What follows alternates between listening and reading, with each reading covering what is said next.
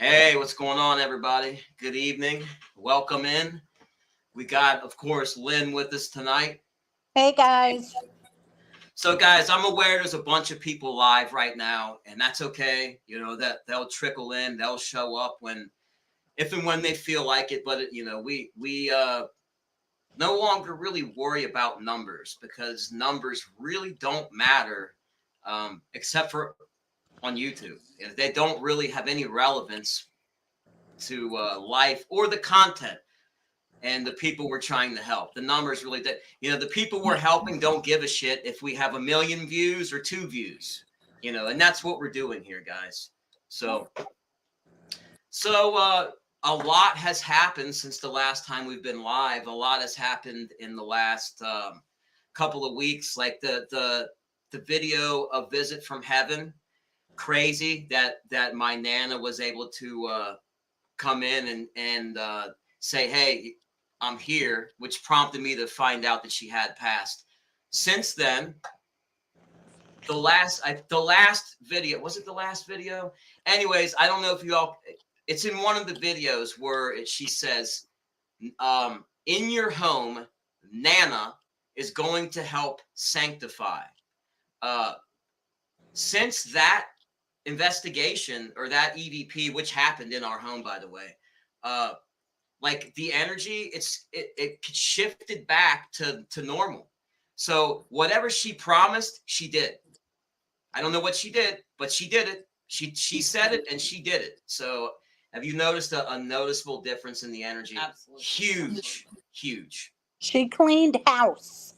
She did. She kind of, she did. Yeah. Spiritually cleaned house. I mean, it was, I also haven't gotten any threats of violence since. Well, because she took care of that too. We got the yapper, I call her the yapper or Negative Nelly, whatever you want to call her. She's gonna be there. That's fine. She gets ignored, but yeah, she's been there for a long time. I just haven't really picked up on it, but she's been there since way back, since the Bethel churchyard in the beginning. I've heard her come through like that. So Absolutely. Well, you have your crew on the other side and Nana that are keeping her and Walter at bay. yes, they Kinda name like them. That's shut up, we were getting slapped. Yep. See, look, we got that one's live. That one's live. That one's live. That's all right. I don't care. It's all good. So anyways, I went to, you guys saw the end of the last video and it says coming soon. I would have had more on that video of Bobby Mackey's. I was there myself. For some reason, the footage, it did record because when I got in the car, I looked at it and I saw it was like five minutes and like 42 seconds worth of footage. I wasn't there long. It kind of was so negative. I left, right? I left. When I feel like that, I scoot on down the road. I don't stick around. I don't push things. But it just disappeared. So we went back a couple days later in the morning. And we got there right at like rush hour traffic. It was freaking horrible. We couldn't hear anything. So we hopped in the car and we just get in the car. There's a car like, I don't know, 300 feet away from us, but it's way behind us and the people are in the car. It's running. They just pulled in to stop for something. So we're in the gravel parking lot on the side of Bobby Mackey's. No other cars, not a person in sight, just cars whizzing by down the road. And it was enough to where you couldn't do a spirit box session. So we're sitting in the car and I was like, well, hey, we're looking right at the building. Let's just do a session right now. And right as like we started talking about that, we heard what sounded like somebody talking, but it sounded like they were right outside the car, but right up on the window. And they were talking just regular level like this. She heard it. I heard it. We're looking around. I thought maybe the person got out of their car and they had walked closer to us and they were talking. So that place, just being outside of it, next level. It has some crazy energy. So really quickly, if you guys haven't seen it, let me show you this short. I know I'm a big mouth panel hog, but I'm going to shut up after I show you this short. I promise. I'll let. Okay. I doubt it. Let's see. Present. I live with the man I know better. It's all right. She's used to it. Okay. It's paused. I didn't even get to say hello to everybody who said hello. Oh, shoot. And we didn't even say hello to them. What the hell? All right. Before I share this, let me get this pulled up, and then we're not going to play it yet. All right. Let's go all the way back to the beginning. Lisa Wigger, how you doing? Kate stays confused. And Drazo. 3. I know they're going to show up. Those are my people. Jen and Barrett, how you doing? Thank you for joining us. Guys, we didn't even say hello. Hello, everyone. Thank you for dropping by, guys. We appreciate it. These are my loyal people here. Okay, so what the hell? I forgot what I was going to say, damn it. You were just talking about the clip you were pulling up. Oh, yeah, the clip I was going to pull up. So, yeah, that's what I was going to say. So, have you guys seen the Ghost Adventures of Bobby Mackey's? If you do, you'll know that they talk about the exorcism that took place there with Carl Lawson, the caretaker of Bobby Mackey's. He had since he passed away after the 2nd or 3rd season of Ghost Adventures, and they came back. And I think they reviewed EVPs of Carl Lawson. So while we were there, and I still have more footage where I asked for him to make his presence known. I haven't gone over that yet. But anyways, we're sitting in the car, and he says, "It's Lawson," meaning Carl Lawson. So check this out, guys.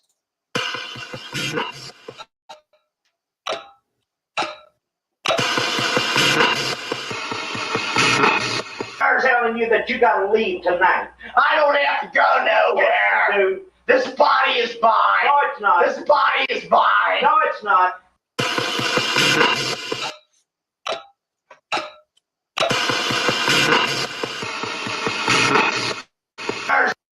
So, I mean, it's not the super clearest, but I mean, you can hear clearly that he says it's Lawson.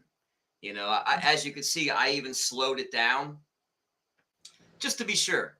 But yeah, that's a name that I was hoping would come through. Another one of the, of course, I asked if Pearl Bryant was there, which was the story about Pearl Bryant being beheaded and her head was discarded into the well in the basement, which is supposed to be the portal to hell. So,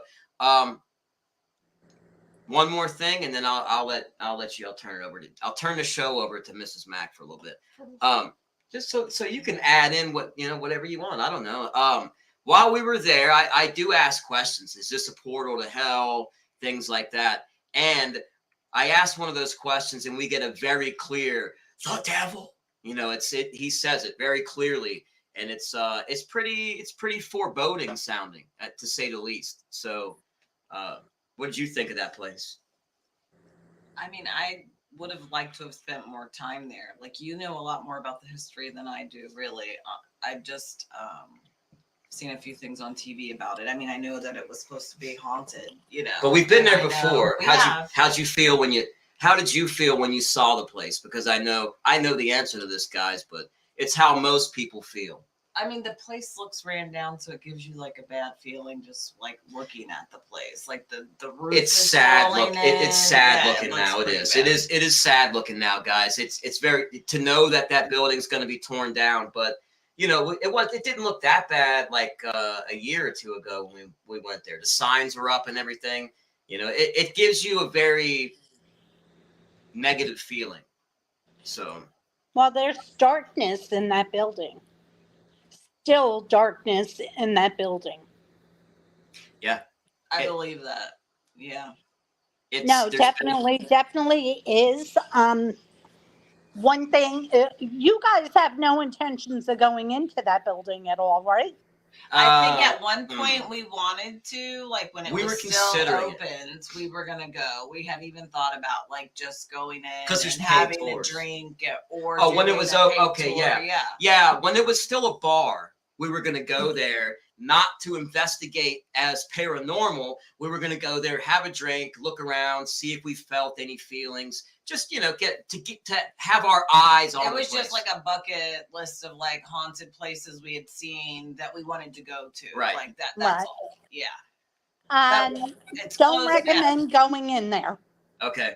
Because it's funny you say that, because I don't think they do the tours anymore. However, I have an acquaintance that knows Bobby Mackey personally. They're friends. And if I wanted to get in there, I could probably make that happen.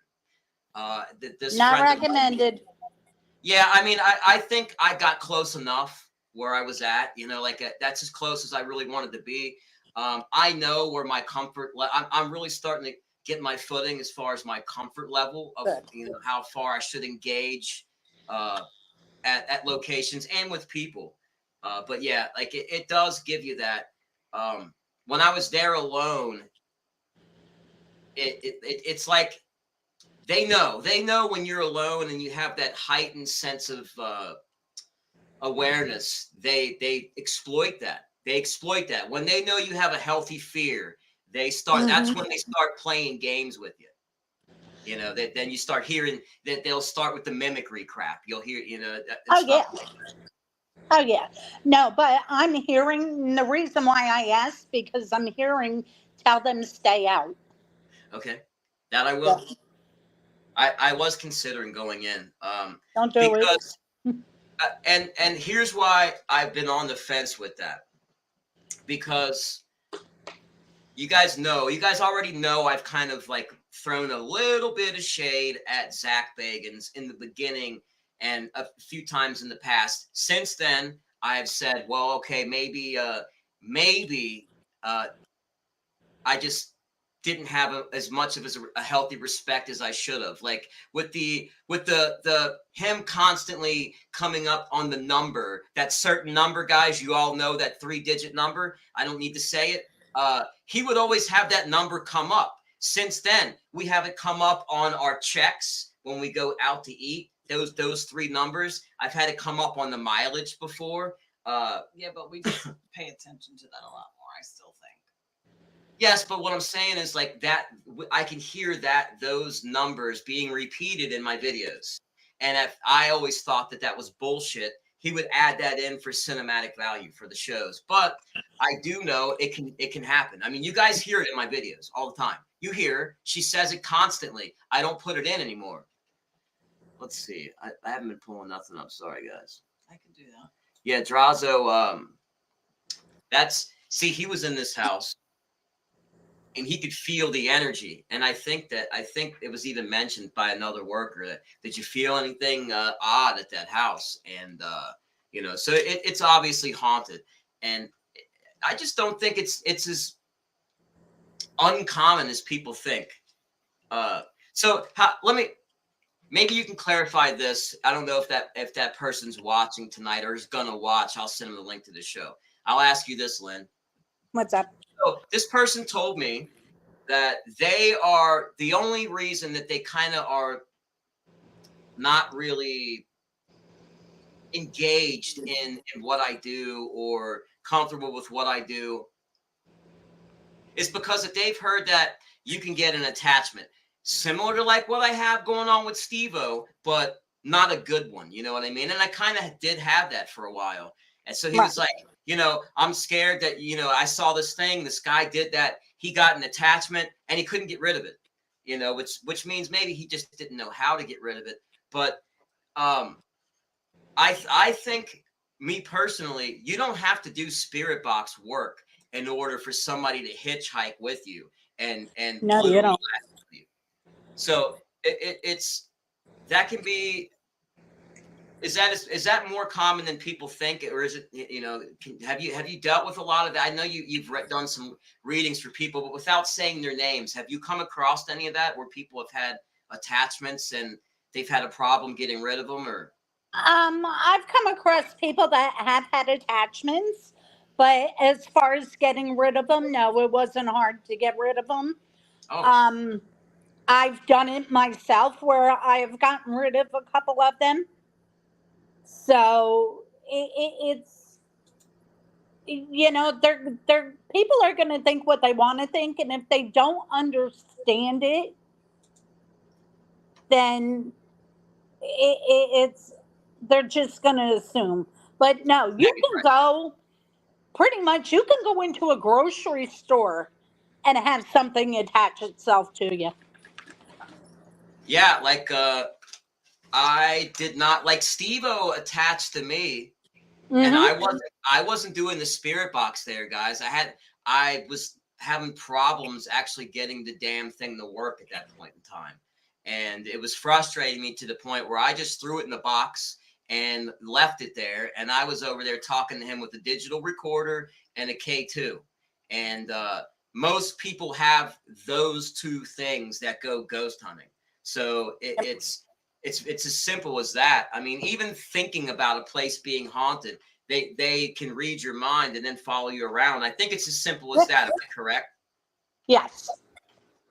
Yeah. Yep. So I was trying to I sent this person a few of my pieces of evidence, and here's another thing, and maybe you can validate for this person in case they listen.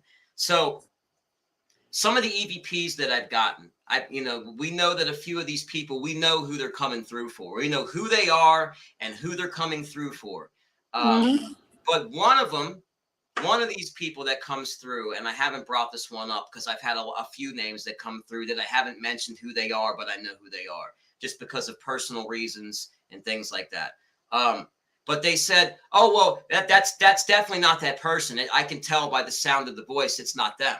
And I said, well, you have to understand that they don't have vocal cords, and they're bending radio frequencies to form words. So it's not always going to sound exactly like them. No, it's not. So no, it's not. It's not going to sound exactly like them, but it'll sound enough like them that you can pick up it is them. Right. See, that's the reason, like, I was getting sweet. It was going sweet, and then heart. The sweetheart kept coming through. And then your Nana, sweetheart, kiddo. Those two things are the two things that she would always call me my entire life. But that was enough validation. And they said her first name more than once. I got her first name. They do a real good job validating. I'm a little, I got to be honest, I'm a little concerned with the amount of Sessa stuff coming through. Well, and we've spoken about this, and, I am very concerned for... without going into the details, guys. Right. For reasons that we know, I am very, very concerned. I did try to reach out to Seth, but Sweating. I wasn't successful getting to him. However, he texted me earlier, so he's good. You heard from him earlier? Yes, yeah. And in fact, he was driving around, it's and not relaxing and taking. He's supposed to be not letting go of the business stuff and relaxing, and he how he is. He's stubborn, so he's out running around checking on the business and crap like that. And he makes me crazy. I love him, but he makes me crazy. It's his personality, but I sent him the stuff.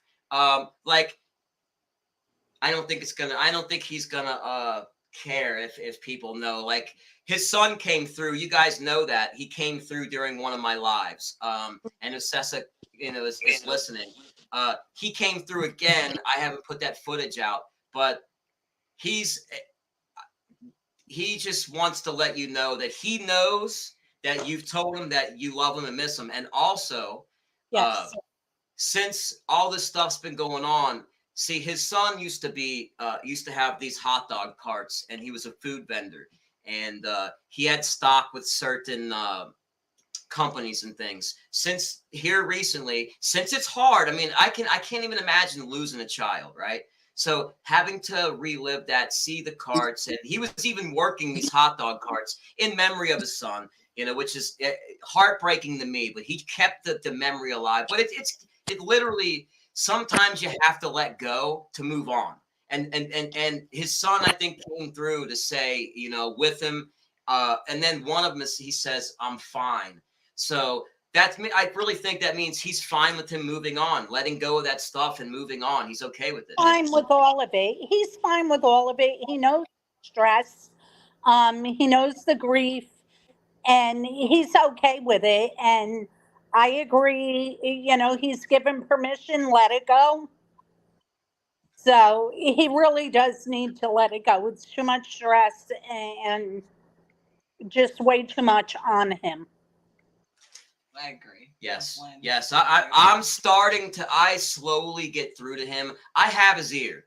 I'm very lucky to be able to have his ear because he's very hard headed like me. He's got that strong Italian gene and he has it. So, but I'm getting through to him. So, but here's a question. Because in the video I'm editing now, I'm doing Mount Moriah, which is where I actually own a plot where I'm going to be buried. We own 2 plots there. Not just him going to be buried. We're going to be buried there. I said, well, we own 2 plots, so obviously, right? But no, not obviously. So anyways, we get help me's a lot, and I got a lot of help me's that says, "Can you save me?" We get those, and we get a lot of helps. So when voices say help me, are they actually needing help? And if so, how can they be helped? And then after you address that, I want to roll that into the Tottons. Okay, so a lot of the help me, some of them are living over and over again, whatever situation they were in, is the feeling of what I get. And the help me is, can you help me out of this situation, whatever it is? And we discussed earlier about one thing. But I feel they're constantly reliving over and over and over again what it is that caused their demise. Okay. What happened just now? Did you hear that reverb? That's weird. Okay, Lisa, I get the Tottons all the time. Have you got my last video? I get 2 Tottons without the spirit box running. I've heard those with my ears. Now, she says, okay, maybe I'm crazy. I'm listening with my earbuds, and I just heard a quiet Sessa when you started talking. Somebody's saying that, guys. Somebody's saying his name. And it is real quiet every time we hear it. It's like a Sessa, and then it goes Sessa. It says it screams it really loud. Most of the time, it's like a whisper.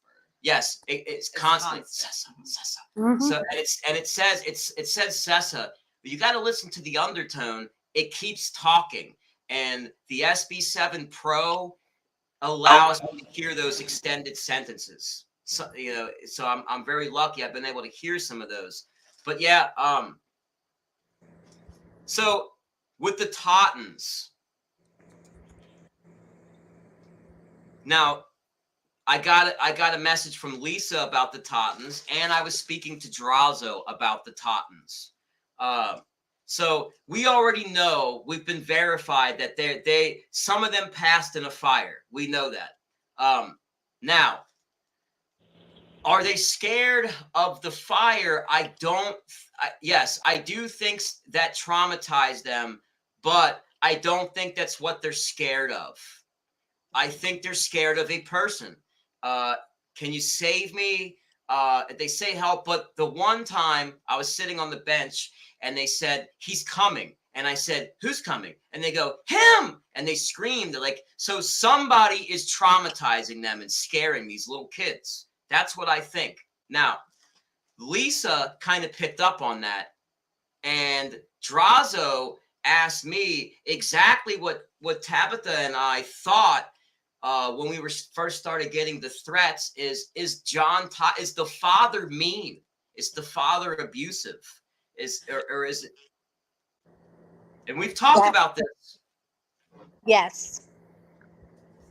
And I picked up on that when you first got it. Yes. So I believe the father was abusive. Absolutely. The father lost 7 children. 7 children under the ages of 12 and under. They said to scare us, and then ask mother. Yes. So somebody's scaring them. And I've heard that more than once. Scare us, scare me, things like that. It's somebody is scaring them. I don't believe it's the father that's scaring them, though. The father was abusive in today's society. It would be abuse in their time. It was more stern. You follow the rules, whatever, discipline, and that's how they were. I've got to tell you, I'm hearing Walter scares them. I'm hearing clearly Walter. Okay. And could this be like just some random person, Lynn? No, like, Walter is the nephew of Anna. They've already Walter with the ding dong. Walter. Okay. Yes. They've said racist. They said racist sister. We got racist sister there. And then after we got that, at the last video I did when we were out at the cemetery, when I was there myself doing my walk, they said, we're keeping an eye on Walter. We have an eye on Walter. Remember that?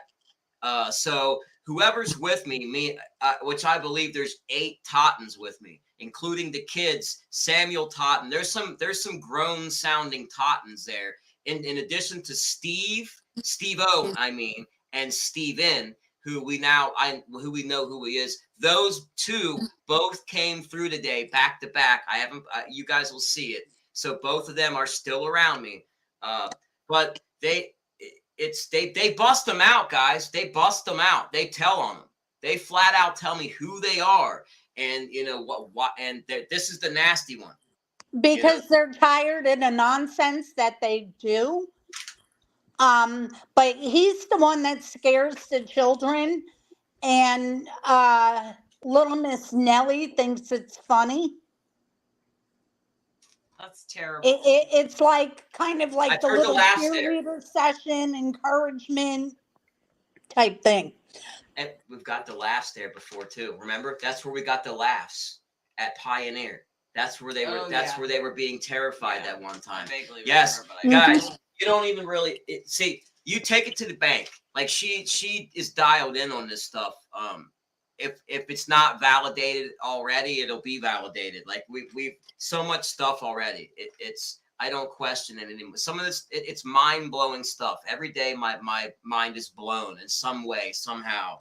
I'm looking for the freaking. I agree with you, Draco. Walter definitely needs to stay in his lane. Yeah, he said he needs to stay in his lane and leave the children alone. Absolutely. And we're going to make that happen. Yeah. Sweaty says, I hear Tabitha talking when she's not even there. Really? Now, Miss Nellie will mimic your voice, honey. Yes. They do that. She will mimic. So I don't know if you guys caught this on the last video. So they're getting very, very specific. They say, so her maiden name is Smith. We're getting Smiths coming through. One of them said, Tabitha, father named Smith, left home for nursing. Yep. Now, that's close, very close. Father's name Smith. She did leave home because we'd started a family, but she did go into nursing. She didn't leave home to go for nursing, but that's basically left home, went into nursing. So they know a little bit of something about something, and that amazes me because it's like, okay, tell me your name, and they can't. Sometimes when you say that, sometimes they can't just bend the frequency right then and there and come through. It doesn't always work like that, but we've got very specific stuff on Sessa and now her and me, because I've had my last name said many times too, and my YouTube name, which I've never went by in life. Nobody calls me Johnny Mac, in my family or on the street. None of my friends, in fact, Johnny, I hated being called Johnny when I was a kid. I hated it. Absolutely hated it. Because for some reason, when I was a kid, I just felt like that was childish sounding. You know, I don't want to be Johnny. I want to be John. You know what I mean? That's how I felt. But since then, it's like, it doesn't matter. You know, Johnny's. Just YouTube, it didn't matter. It drove you crazy forever, John. I don't know why though. And then I thought about it. I was like, why does that bother me? I can be Johnny Mac. That's fine. For the same reason, I don't like to be called Tabby. It does sound very juvenile. Yeah. And you know, it's funny because they call you Tabby on the freaking thing too. That the spirits call her Tabby. You know, that's another they're not allowed to do that. That's an endearing thing that I'm allowed to do. Nobody else is allowed to do that. No, I'm just kidding. I mean, but she doesn't care for it though. But they have used that many times. Did you catch that? He likes to call me that, even though I don't care for it. I got it. Off the cliff. Yeah, there you go. Yes, she did. She did say that. So I want you to go back. We'll listen to these EVPs afterwards. But she did say that these EVPs, it did sound like you. Really? Yeah. Yeah. And the one the other day I said, does that sound like me? Remember I asked you because I thought I heard my own voice in a couple of them. They do that a lot.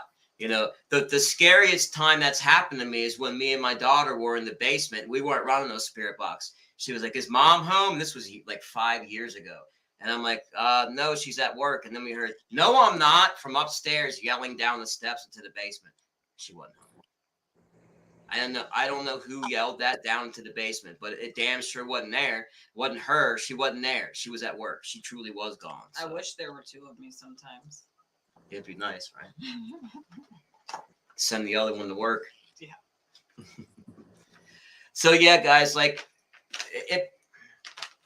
I don't know, y'all. Like it blows me away because getting a voice from a spirit box is one thing. So when you get the names from the spirit box, Totton, for instance, or Sessa, for instance, and then you start hearing these names in your house with your ears audibly, you know, while you're watching TV, you're not even, that's what I was doing one day. I was literally changing the channel, watching TV, and then I hear Totton, like literally right next to me on the couch.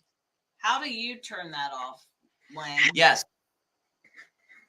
It doesn't always turn off. I just try to clear my mind, say a little prayer, take a deep breath, and try to tune it all out and focus on what it is that I am doing. Okay. So now if I was to encounter, say we were to encounter something really negative, would you be able to pick up on that? Yes, I would. Okay. I've done it already where I've told you there's something negative. And I think I told you that before Nellie started coming through. Yes, you said you have somebody that's in there that's really pushy, that have boundary issues, and they aren't listening.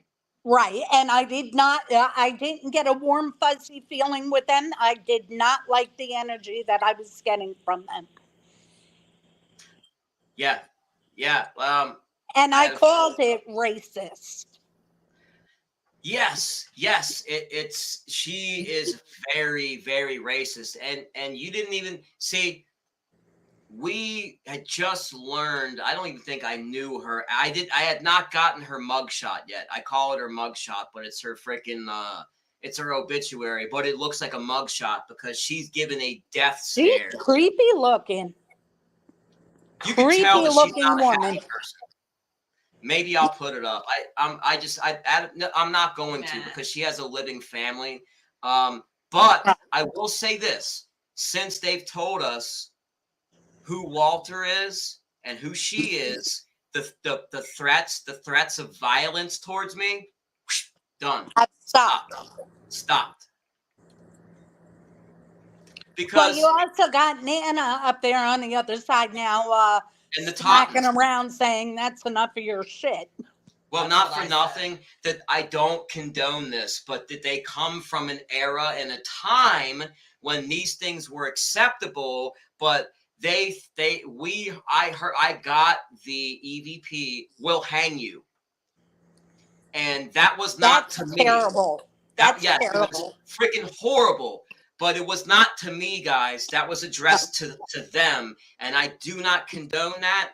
You know, like it's but the fact is, I'm being targeted by her. They targeted her back, and it's I don't want to have that type of fighting over me trying to help people deliver messages. So, I made it clear to the Tottons to just ignore her, and that's how we'll diffuse it. Don't talk to her, ignore her. We're gonna put her out of the picture. So Right. there's no point in feeding back into it, because that just fuels her bullshit. And and because I realized remember when I told her to go get effed, and I was cussing her back out. That made it get worse, guys. It did. That It got gave worse. her the strength and the power to continue on her negativity. Yeah. Yep. I'm not perfect, guys. There's not a manual to this. No. So you have to just kind of feel your way through it the best you can. And, you have a good support group and a good team. You have good people around you like Lynn, and you make sure that I've been heavily criticized on this, guys, about the hitchhikers, and I've been accused of not knowing how to cleanse or how to protect myself. That's hogwash, guys. You don't see what I do, but I do protection prayers. We use sage before and after investigations. I have protection medallions. I have my red cloth on me, doubled up, always. Always double it up. When they say get out, we leave. We respect it. I do not press. I don't taunt. So, guys, I'm extremely protected. Now, I haven't been spirit boxing for many, many, many years, just the last couple. But we've been going to haunted locations and investigating for the better part of 2 decades. I've been into it for almost 20 years. So I'm not that wet behind the ears. I know a little something. I don't claim to know it all, because I got to tell you, I've learned so much stuff since the spirit box, and about how they can be anywhere, anytime, and things like that. It's like I have learned some stuff. I don't claim to know a whole lot, but I know that I only know a little. We learn stuff every day. Every day, yeah, exactly. I want to address Kate's question or her statement real quick, Yeah. that she had received a phone call from herself. Okay. And now, with that, I almost feel like something happened after that call. Did something happen after you received that call from yourself? Are you meaning like like negative something? Yeah, anything at Something all. significant? Anything of mention, you mean? Yeah. Yeah, I mean, they do that for reasons. They do. Yeah, they're making me feel like that something happened after that call was done. So is it supposed to be like a warning type of deal, or just? It can be. It can be anything. It could be something good, something bad, or just a hey, heads up type thing. And it kind of reminds me of it. After my dad died, I was Christmas shopping for the kids, and in the middle of Kohl's, my phone rang, and I pulled it out, and it was my dad's number. Ooh. And I answered it, but there was nothing on the other end. She just said it was around that time Papa died, and my marriage was kind of falling out. So okay, yeah. So that was basically a warning of what was going on, but it was also just kind of like they were there with you. And I feel it was a family member that actually did that, just to alert you, to get your attention. But they were with you at that moment. Yeah. I'm a little like, I'm a little surprised at some of the people that I thought would have come through that haven't. You know, it's and that's like one of the things like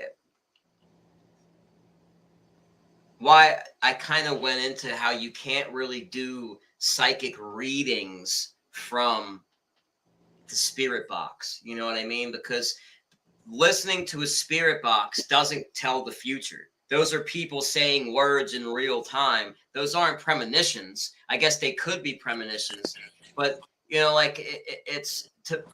I just it seems like a lot of people have been trying to use that as like a means of financial gain, and I don't like that. You know, like it's I addressed a couple of people that commented about the spirit box and stuff, and I was talking about the phone app ones, and because I do have a friend on here that has a channel that uses the app and a spirit box app on his phone, and he gets tremendous evidence because they can manipulate that. They can. But if you go, guys, go and look it up, Google it.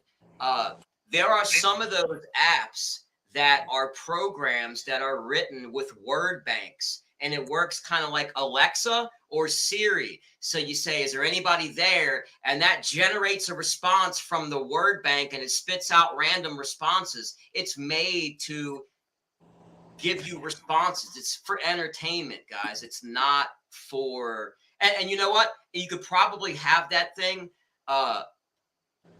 actually spit out real EVPs from time to time, but it takes away the validity.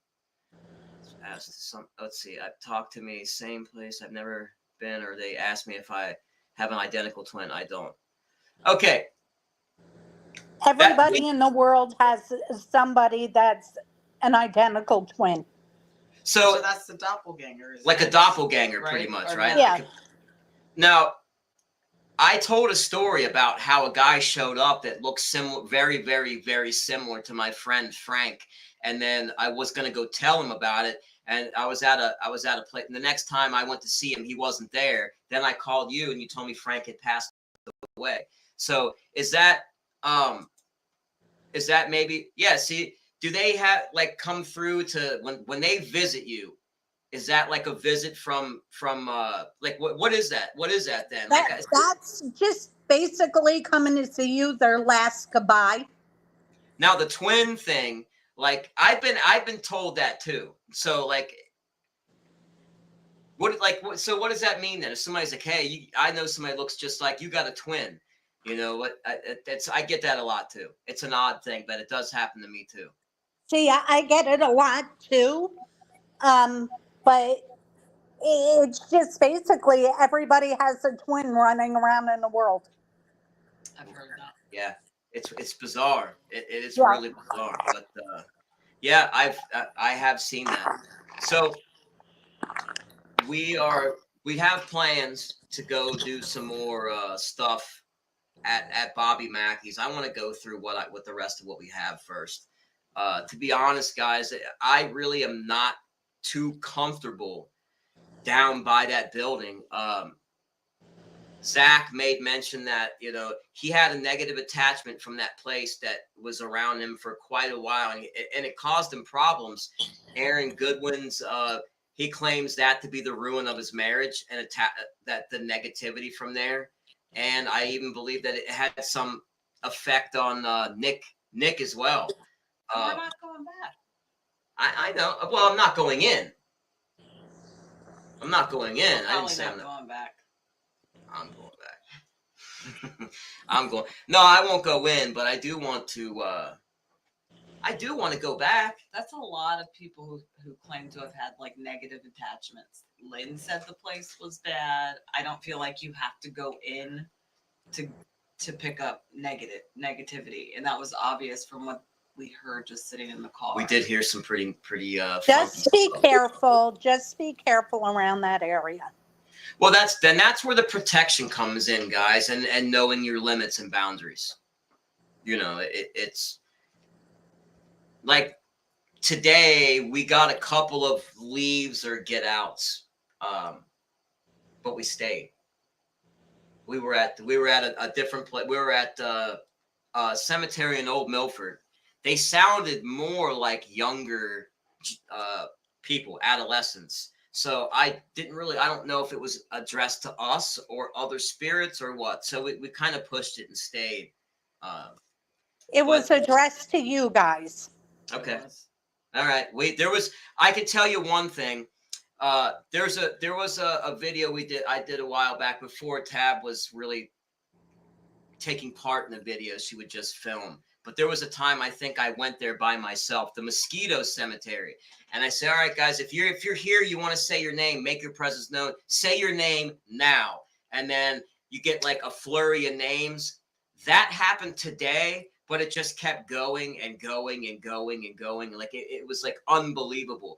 Like I was like, okay, keep them coming. All right, who else? Who else? And they just kept coming. I don't even know if I can make it into a short. That's how long it went. I think it goes longer than a minute. It's just name after name. Boom, boom, boom. They're not on top of one another. They are literally consecutive, back to back. It was a very beautiful thing. Like it was amazing. It was really amazing. But that's where we got the get outs, was from there. We've kind of changed it up a little bit. We've just been kind of like walking around and not always asking questions, just kind of letting it fly, like just letting see where we get drawn to. Yeah. Because they pull us places. And they'll like say names of like families that you're walking by, like last names, like, or first names, or they'll say a name and you'll see the stone like right, 2 feet in front of you. It's pretty cool, actually. Like Pricket's an example. They did that in the last video. Smith, they said Smith. I knew that was a first name. I just walked by it. Smith Ferree was his last name. Ferree. So while I'm standing in front of the headstone, the guy says his first name and last name again. So I was also sent. Oh damn it! It's on the text. So some of y'all might have seen this. It's been on multiple platforms. It's a video of a guy, and he's cleaning a headstone. He's probably a caretaker at a cemetery somewhere. He's cleaning the headstone. He's like scrubbing it with a brush, soapy water, and the little girl whose headstone it is talks to him. That is, believe it or not, is common, very, very common. Like when we first went to the cemetery out in the country, the Prickets come through, the Leagues come through. Sarah, their name's Laura Kramer. I'm pretty good at remembering their names. They're all in a row, and as I'm walking down, like reading that, their names come through. Like even in this last video again, I said, here's the Leagues, and then League. And you hear that immediately after I address them, they say their name. That stuff to me is like amazing. Like that still blows my mind. So I'm gonna try me and Drazo are gonna collaborate on this, Lynn. Tell me what you think, and you tell me what you think is gonna happen. And I already have my theory on what I think is gonna happen. I want to see if you agree with me. So I'm going to have the spirit box running, and I'm gonna have Drazo running a spirit box at the same time, and I'm gonna have Steve-O come through, and I'm gonna have him ask Steve-O to come through, and I'm willing to bet that he'll come through in both places. Now, keep in mind we're 12 hours apart, but what do you think? Okay, so I think he's definitely going to come through with you, but I'm not so sure he's going to on Drazo's. Well, my theory was, he doesn't know him. And, okay. And that's the thing is, but you can kind of coax him to do so. Yeah, just let him know, hey, this is my friend. He's not here to hurt, whatever. And he may. But is it possible? Like that, my point was. Yes, it is possible. He's energy, right? So if he's saying, he can say hello to me here, or he could say hello to me or hello to Drazo in New York Yeah. in a millisecond apart, because he's plugged into the energy of existence, like the energy that can't be created or destroyed, that we're all a part of. He's in Right. that form. So I don't think that there's a distance to be traveled. You're just there. Boom. No, You he could exist. probably do it at the same time. So he says his name simultaneously at both places. Right. That's definitely a possibility. What do Mhm. y'all think about that? Another experiment that I wanted to do, and I already know they can do this, but I should already do it. I should do it. In fact, I'll make a list of the questions in the next 24 hours. I'm going to make a list of like 5 questions, and I'm going to give the viewers, I'm going to give everybody a list of the questions. So you guys know questions 1 through 5. Question 1, I'm going to say, okay, question 1. And then I'm going to think the question. I'm going to read the question in my mind and ask the question, tell it from my mind. I'm not going to say it out loud. And then I'm going to wait for the answers. And I'm willing to bet that the answers are going to come just like I'm saying it out loud. They're going to respond to my questions. So you guys are going to know the question. I'm going to see the question. I'm going to have it. I'm going to know the question. I'm just not going to read the question. So they're going to have to read my mind in order to answer the question. And I know that they can do that. But that's something. These are the things that like people should be doing. I don't know. Call me crazy. You are. You think he'll be nervous, Adrazo? I think Steve-O trusts me. He does. He does trust you. I But don't I want to think put him he's going to be outside. a little standoffish. I could be wrong, but I think he's going to be a little standoffish at first. You know, I mean, I could also ask one of the Tottons to do it. I mean, I have you guys. If you,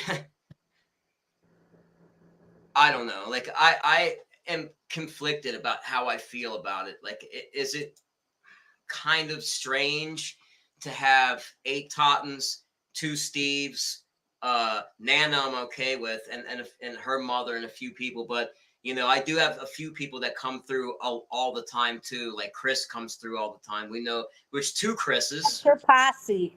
2 That's your Steves, protection 2 posse. Chris's, a Tom.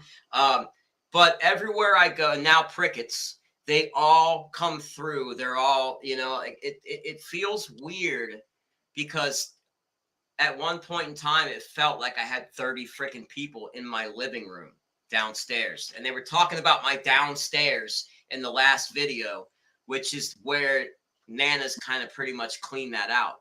But it was pretty much insane energy. I don't so much like feel Negative. that there's like all these people here. Oh, you like, don't? I don't Not really now. ever even think about Not it. now, Even but then, the noises are gone. Have you noticed the noises? I would think about it when we would hear noises, but any other time I felt like I always did like my day to day, even before we did this.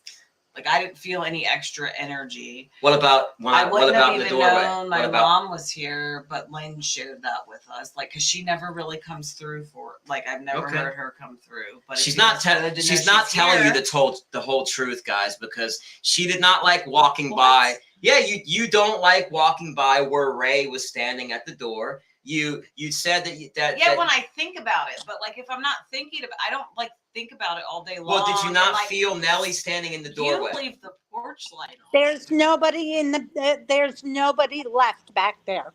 Not now, but no, I mean, not now. What about? Okay, I'm gonna call her on this shit. She wants to break my stones. Okay, so you told me that when I was up there visiting Gunner, that you felt Anna standing in the doorway, like yeah, like at the time, but like if I like occasionally I'll feel something, but other than that, like okay, thank you. That's all. Thank you. That's all I want. That's all I wanted. I never said I occasionally feel anything. I just wanted, validation, guys. Lord, would you say that it's on a daily basis? You think about it and feel some energy in the house on a daily basis? Yeah, because daily you're usually working on something from the channel, so I think about it. Yeah. Yeah, well, when I'm editing, they like to hang around for some reason. He doesn't like to edit by himself. I don't like to edit by myself. I don't. I'll be honest, guys. I don't like to edit by myself. You know, who likes to edit having freaking spirits like lurking over your shoulder by yourself? Who wants to? You know, it gets. I'm just joking. It's not that bad, guys, all the time, but it does get tough. I mean, it does. When I'm sitting down there, it's 10, 11, 12 o'clock at night. I've gone down a rabbit hole editing. Sometimes it doesn't make a difference. It could be 10 o'clock in the morning. And when you have people over your shoulder while you're editing and you can feel it, it's tough, man. It's tough. Just being honest. I don't feel it as much as like you do. And I tend to feel more like negative energy. Like when I start to feel uncomfortable, then it's too much. But then other than that, I really don't feel, you know, I might hear something and think about it at that time, but she does get the negatives. She does pick up the negative energy. She seems to have some awareness to that. Me on the other hand, like I running around in areas I shouldn't have been, risky areas. Like I don't have that fear receptor of I took a lot of stupid risks in my day where most people would be nervous to do that. Like some people have this like a dead short in their brain where they can do stupid things or risky behaviors and not be nervous. It's just there's a dead short there where there should be saying nope, you shouldn't do that, and they do it, you know. But I have that to a certain degree. But so I will push it. So I have to like consciously remember, okay, they said get out, I got to respect that. Because I will push it. You know, she on the other hand will feel the negativity and concede to it, and I do it consciously. Let me ask Lynn a question. So, like, speaking of this, at times when we hear "get out," you know, sometimes you could feel it, and you like, they want you gone. There's like a tone to it even. But like today, it was a couple little whispers. It didn't feel very threatening. No. Should we always go or go off of our gut feeling, or like what would be your advice? Always go with your gut. Always go with your gut. Now a lot of times with the get out, if it's something that you're not feeling, you know, that it's a threatening feel, it could be somebody warning you to go. Okay. I think that's what we had today, to be Right. honest. You know, we had an entire freaking like army of people that came through back to back. So I mean, in that large amount of people, there has to be a few assholes. You know, I mean, there's always an asshole in a bunch. Always. Yes. I mean, and that's I just take that for what it is. You know, but I was listening to Lunar Paranormal doing a spirit box session in the cemetery, and she also gets those crazy demonic foreboding sounding responses, which we now know sometimes we get that, and I go and I listen to it back, and when I replay it, it doesn't sound as negative as I thought, and it ends up being something that's not even negative. So but right. but yeah, like she gets those too, and because it surprises it does make you feel some type of way when you hear that. Like at Bobby Mackey's, I was getting these Johnny, you know, these crazy Johnnies over and over it, and it gets those kind of like cut through to your soul when you hear those. They really they affect you. They do that energy kind of like goes through you a little bit. So you really have to be protected. I mean, and I am. But yeah, like I get surprised every day. It's just one guy. I'm going to take a quick break, 2 minutes. Okay, go ahead. Yeah, Kate, I got a couple of crankies that like to hang around. You know, for some reason,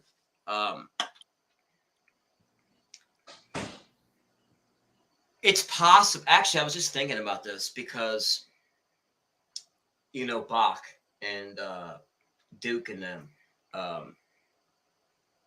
running around, hanging out with them from the late 90s until like 2010, that there was times that I may have, one, came across Anna in real life. She passed in 2017 at like 88. That's true. So I may have come across her. Very, very likely, though, that I would have come across her nephew, Walter. Yeah. Very, very likely. Because I've been through everywhere. The Valley Homes, the Man's Lounge, the Peppermint. I've been all through it, everywhere. It's a very small town, and like so it's very, very likely. So it's weird that these people, there's a connection, and it just surprises me that they are dedicated. She's dedicated, and her nephew's dedicated, that they just don't quit. So, it makes no sense. There's no gain to it. There's no gain to it. I guess they think they're going to wear me down eventually. They're not. Some of the get out. Yes. Okay. So that's kind of how we felt today. Like the get outs was like somebody just saying, "Hey, get out of here." You know what I mean? Like not really like you're in danger type of get out. Yeah. That's how we felt. Absolutely. Yeah. So we kept going. We did. And listening and walking and talking. Hey, there's a man right there. No, you're good, brother. No, we my sweetheart. So yeah, Lynn needs to have a talk with you, man. She's been trying. I think she left you a Facebook message. I don't know if you've been on or not. But, I did. I even called you, Sass. He's hard to get a hold of with the ringer. I don't know. He just, I guess he keeps it off or something. I don't know. But he's been getting a ton of messages. What he doesn't realize is that today. Oh, by the way, Sessa. Earlier in the video, we're sitting here just chopping it up, and the viewers heard Sessa whispered over the airwaves.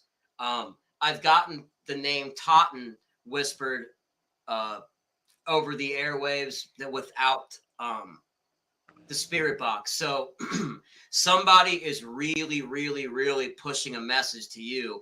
I sent you one earlier. There you go. So they're desperately trying to push a message to you, and some of the I don't know. I'm gonna go through it and I'll send you the clips. Yeah. Yeah, that's fine, honey. I did call your cell phone. I'll try to, once the live ends, I'll go ahead and give you a holler. I do have to ask though, and I don't mean to cut anybody off. Is there anybody in the live that has a Jesse? I'm hearing the name Jesse. I get Jesse all the time.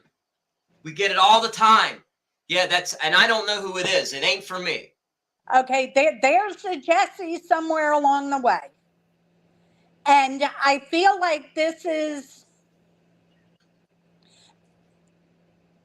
I want to say maybe 20s, late teens to 20s. And I feel like he was killed. He was hit by a car. But I'm getting the name Jesse. And I don't know why I'm getting it now, unless somebody in the live is connected to this person or to somebody that knows this person. There y'all go. Like it's you, and this is footage that I edited some of it today. A Jesse screaming their name, Jesse, over and over. I get it. I've gotten a Jesse. Did we get one I got today? it at Mount Moriah. We got it earlier today. I've gotten it on the last video that I put up. Yeah. And I haven't seen those videos. Well, No. I was at Taekwondo, so. I sent you a couple of clips, but none of them were anything to do with nothing Jesse. that said Right. Jesse. It was a lot of Sessa in there. But I'm getting the name Jesse. It's a young male. And he's making me feel like this is an accident that has to do with a car. And I'm feeling pedestrian car. That's not for me, guys. you know. But there is a Jesse. What do you need? There is Jesse coming through regularly. So Yeah, no, this one's not for you, Sass. there's a Tom that Tom. So I had Tom. Remember, Tom was around a lot, and then Right. he disappeared all of a sudden. Well, he's back. Okay. Here's one, guys. Does anybody know a Tina? Wait a minute. Oh, who? Tina Johnson. Is it Tina Johnson, right? Tina Johnson. Tina Johnson. Does anybody know a Tina Johnson? Or a Sarah Rogers. There's a Sarah Rogers and a Tina Johnson. I'm getting those names and then there was an Annie one too. But I got that today. I didn't get it. Jesse yet? Nothing with the Jesse yet, no. No, But this, yes. this is a Jesse Okay. and it's somebody that was hit by a car. It's that might pop up. You know, somebody might see this later and Right. go nuts, and that might be right for them. But yeah, those names. I'm getting first and last names. Annabelle. Annabelle is the name of Negative Nelly. That's her name. Anna, not Annabelle, as one word. It's Anna and then Bell. Bell. It's her name. Yeah, no, So, I'm getting the Jesse. I had so many people. I get these helps all the time. You know, I really want to try to do something for the Totton kids. I get the "Can you save me?" You know, it's like, and I say to them, They're reliving that fire. You think? I know. You don't think somebody's scaring them? I think somebody's scaring. They are being kind of, and I don't want to use the word tortured, but almost like taunted or kind of like, you know, go stand in your corner, know your place type thing. And more of a bullying. And I believe it's Walter that's doing that. Yes. I would put money on it that it was Walter. I got bullying me on a couple of videos ago. I didn't know who it was addressed to, but that's crazy. Walter's a bully. I wish there's a way, and this is what's frustrating, is I can't like reach into that world, that realm, and put a stop to it. I can't. You know, it's maybe I can help people, ask people to assist. It's just hard. You know, when you hear those voices, especially the children, and you hear the desperation, and they're saying, "Can you save me?" You know, stuff like that. It's hard. Okay, the "Can you save me" is the fire thing. That's the fire with the "Can you save me?" The other part of it, the fear, that's Walter. That's Walter bullying them and kind of really scaring them. We're gonna have to come up with a game plan to try to kind of like curb that. I already have a game plan for his ass. Okay, cool. I'm already on it. Because, you know, like we talked about this, I even asked in the last video, I said, do the Tottons, we're very fond of the Tottons. Have you grown to like me and my wife, Tabitha? And they said both. So like, we like the Tottons like us. And I don't really, it really kind of pisses me off, really, that the kids are being fucked with. It pisses me off. It's sad to hear. It's very sad. He takes great pleasure in it. He was a real douche canoe in the physical world, especially towards, and again, because he is racist, especially towards white children. He loved to torment them. And that's kind of still what he's doing. But it makes him feel inferior to pick on an innocent child, knowing that they cannot defend themselves. I kind of feel like, you know, they kind of all have like grouped up a little bit, you know, they have strength in numbers, and they're going to continue to.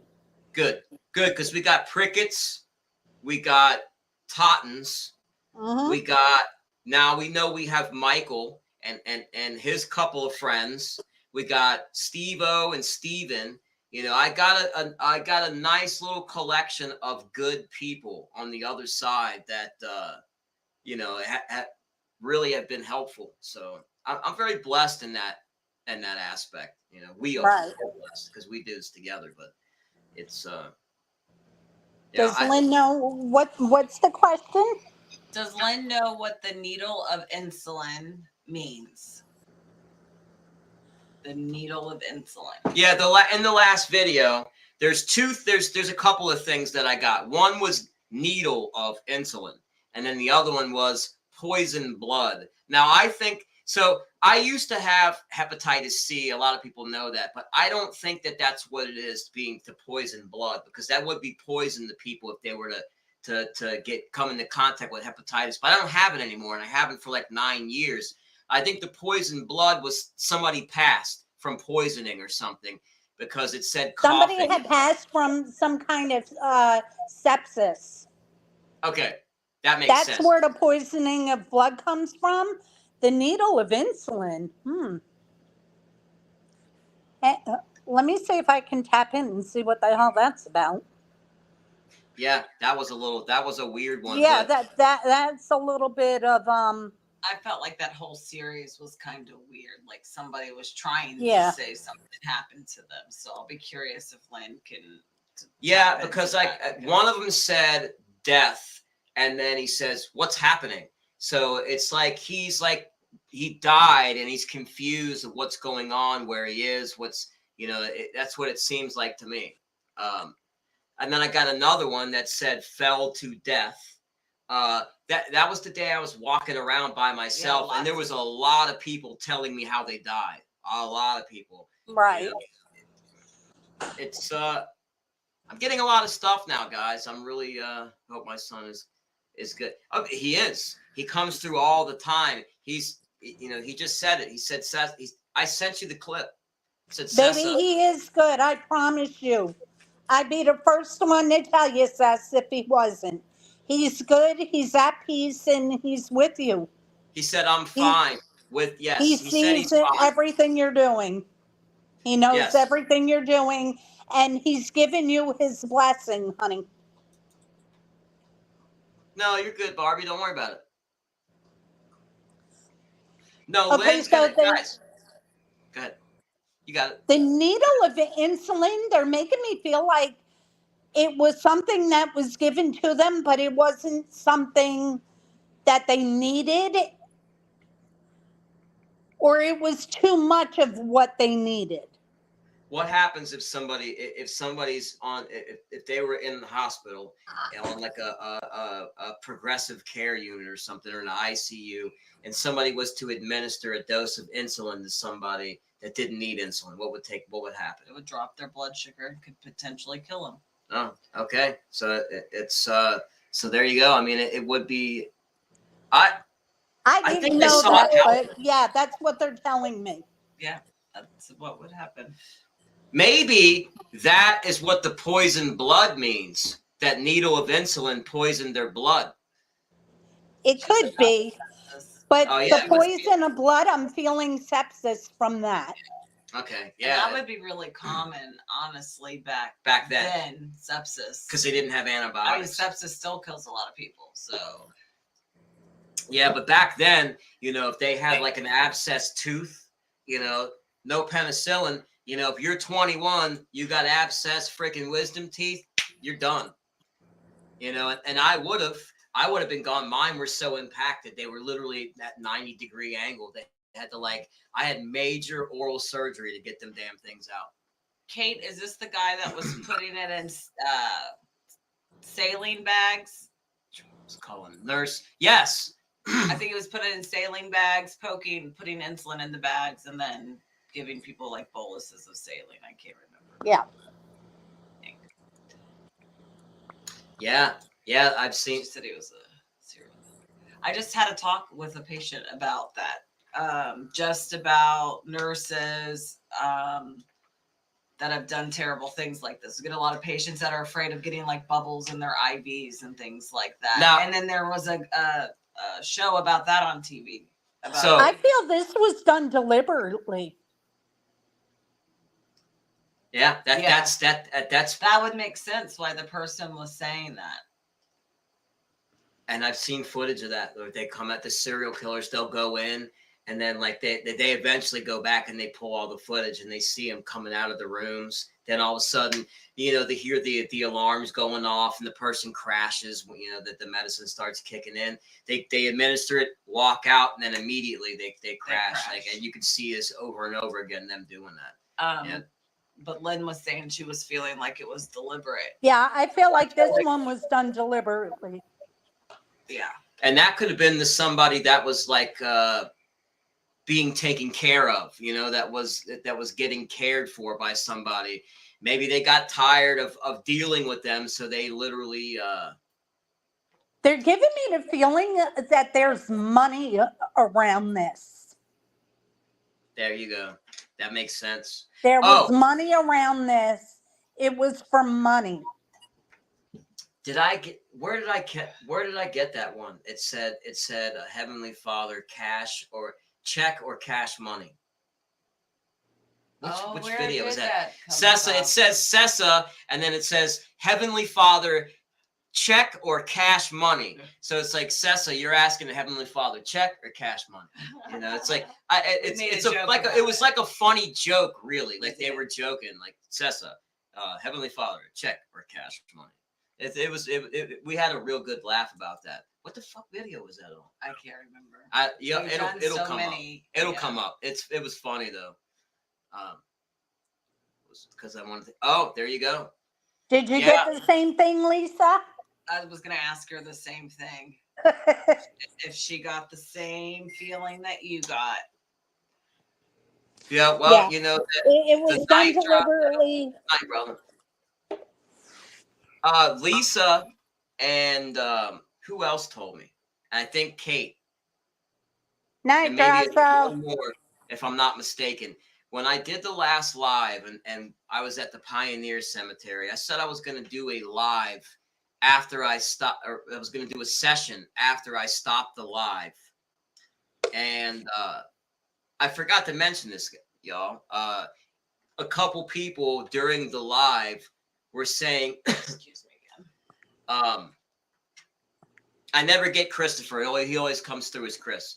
But people said they don't feel like I should do that session, that I should leave. I shouldn't hang around. And so I shut off the live, and I literally was setting up my camera in the tripod, and I just got that overwhelming feeling like when I get uncomfortable somewhere, it kind of feels like my stomach drops and then my feet get really heavy. I don't know what that is, but that happens. And I left, guys. I literally so fast that my coffee spilled half in my bag and everything. And like I'm lugging shit out. I got cords hanging and everything. Like I got out of there like pretty quickly. It did feel, as soon as I cut that live off, it felt really nasty to me. So I took off. That's what you're to do. Sats, honey, whether his name was Christian or Christopher, he comes in as Chris. Yes. And Sweaty's Chris comes through all the time. Mm-hmm. He put in some I had two Chris's. I had two Steves too. You can tell the difference in the voices. Right. They both come through on a regular basis. But this time, Sweaty's Chris put in some some specifics, you know, some validation stuff that, you know, is too specific to be coincidence. So like that's, right. I like that, you know, because I know a lot of people, you hear a lot of names get repeated and stuff. And I like it when they validate without me having to go and ask for those. They get the validation right away. You know, because they know I'm not going to know, so they give me that information. So because they know I'm going to put the words up. So right, Sweaty, the bed sore, the one that was deliberately given the incident, the okay, I can talk. Let me start over. The individual that was given the insulin, that was sepsis. actually was not taken care of properly and was left for a while and developed a bed sore that just continued to get worse. Um, Now, I don't know this to be fact because I'm not a nurse. Tab would know this, but they're making me feel like that bed sore is what caused them to go sepsis. Yes, that can happen. She said it from the other room. Okay, and that's the feeling that they're giving me. That's what I'm feeling. Gene Burgess passed from that, Tab. That huge ulcer he had on his freaking leg. He kept getting septic and going in and out of the hospital. Remember? And it smelled horrible too, guys. Like you could, like it was. But yeah, Thanks for that. Sorry, but yeah, he definitely. It's those things are very dangerous. So, you know, that's something that should be stayed on top of. You got something like that. You should literally be on IV antibiotics. You know, that is dangerous to let something like that go. Mm-hmm. But yeah, and I that's mean, what happened with this one. It was let go. There's money that's involved here somewhere, and it was done deliberately. A lot of those people from that cemetery too are like Civil War veterans, things like that. No, this is more of our time. Oh, I want okay. to say this one. I want to say within the last 5 years. Well, I can tell you exactly that. I actually know the specifics on that. You know, I'll tell you after the show. I know exactly who you're talking about, what and everything. So I'll get. Okay, is my timeline on point? No, your timeline's right on the money. It is Okay. somebody now, but the person's alive though. But the person from the other side's talking about it. But Okay. it is now though. It is currently. So Okay. yeah, that's crazy. Hey Maureen, how you doing? Cancel the coffee. In the hospital last October for a staph infection in my blood. Yeah. 212. Oh yeah. You have to. Those are very, very hard to get ahead of with the because I had it one time too. I had a nasty abscess. I was doing some remodeling and I was removing this nasty carpet and there was a bunch of tack strip sticking out of it, rusty tack strip that cats had pissed on and everything. It was rusty. And I put my arms around it and the carpet slipped and the tack strip punctured my arm. And like 2 days later, I had like a freaking golf ball with a dime-sized freaking pus pocket on the top of it. And in a matter of 12 hours, like I was so unbelievably sick. And I went in the hospital for that. They said it was a good thing I came in. So yeah, that can take you over so fast. Oh yeah. My husband got one from a bee sting. Oh wow. Yeah. There must have been some allergy with that. Yes. No, I know, bro. Like I know you do. He obviously honey. knows that, man. He obviously knows that, and has been really coming through a lot. I'm amazed. And he validates he's with you, Seth. He does. He validates that. He's with you when he sees everything you're doing. Okay. Yeah, the amount of cesses that I've gotten, the fact that people heard it without me, over the right. live, that's nuts. I want to go back and listen to it. I'll throw on the headphones too because it was towards the beginning, and I know that I've heard last names before. They do it. Yeah, it's that. And Maureen also has lost a child. I just can't. That right there in itself is a parent's worst nightmare. The Tottons absolutely lost seven kids from the ages of 12 down or 14 and down. That's grief that I can't even imagine. I don't know if I could even handle one. I don't know how I could even handle one, to be honest. Like, thinking about more than one, that's unfathomable grief. I just one. I can't. No, I mean, I can't even wrap my mind around that. That's something that's not supposed to happen. You know, it's supposed to be the other way around. Absolutely. I Oh missed yeah, what this is Beth Maureen. said. She's saying hi to you. Hello. Yeah, we do this now, Maureen. This is what we do. We do not acknowledge any of that other stuff, that drama. That's history. You know, no, who has time for that nonsense? Not us. Not anymore. You know, This is so much more enjoyable. yeah. I mean, look, I'm not breaking any records with numbers. We still have a lot of people live, but that's all right. You know, it's.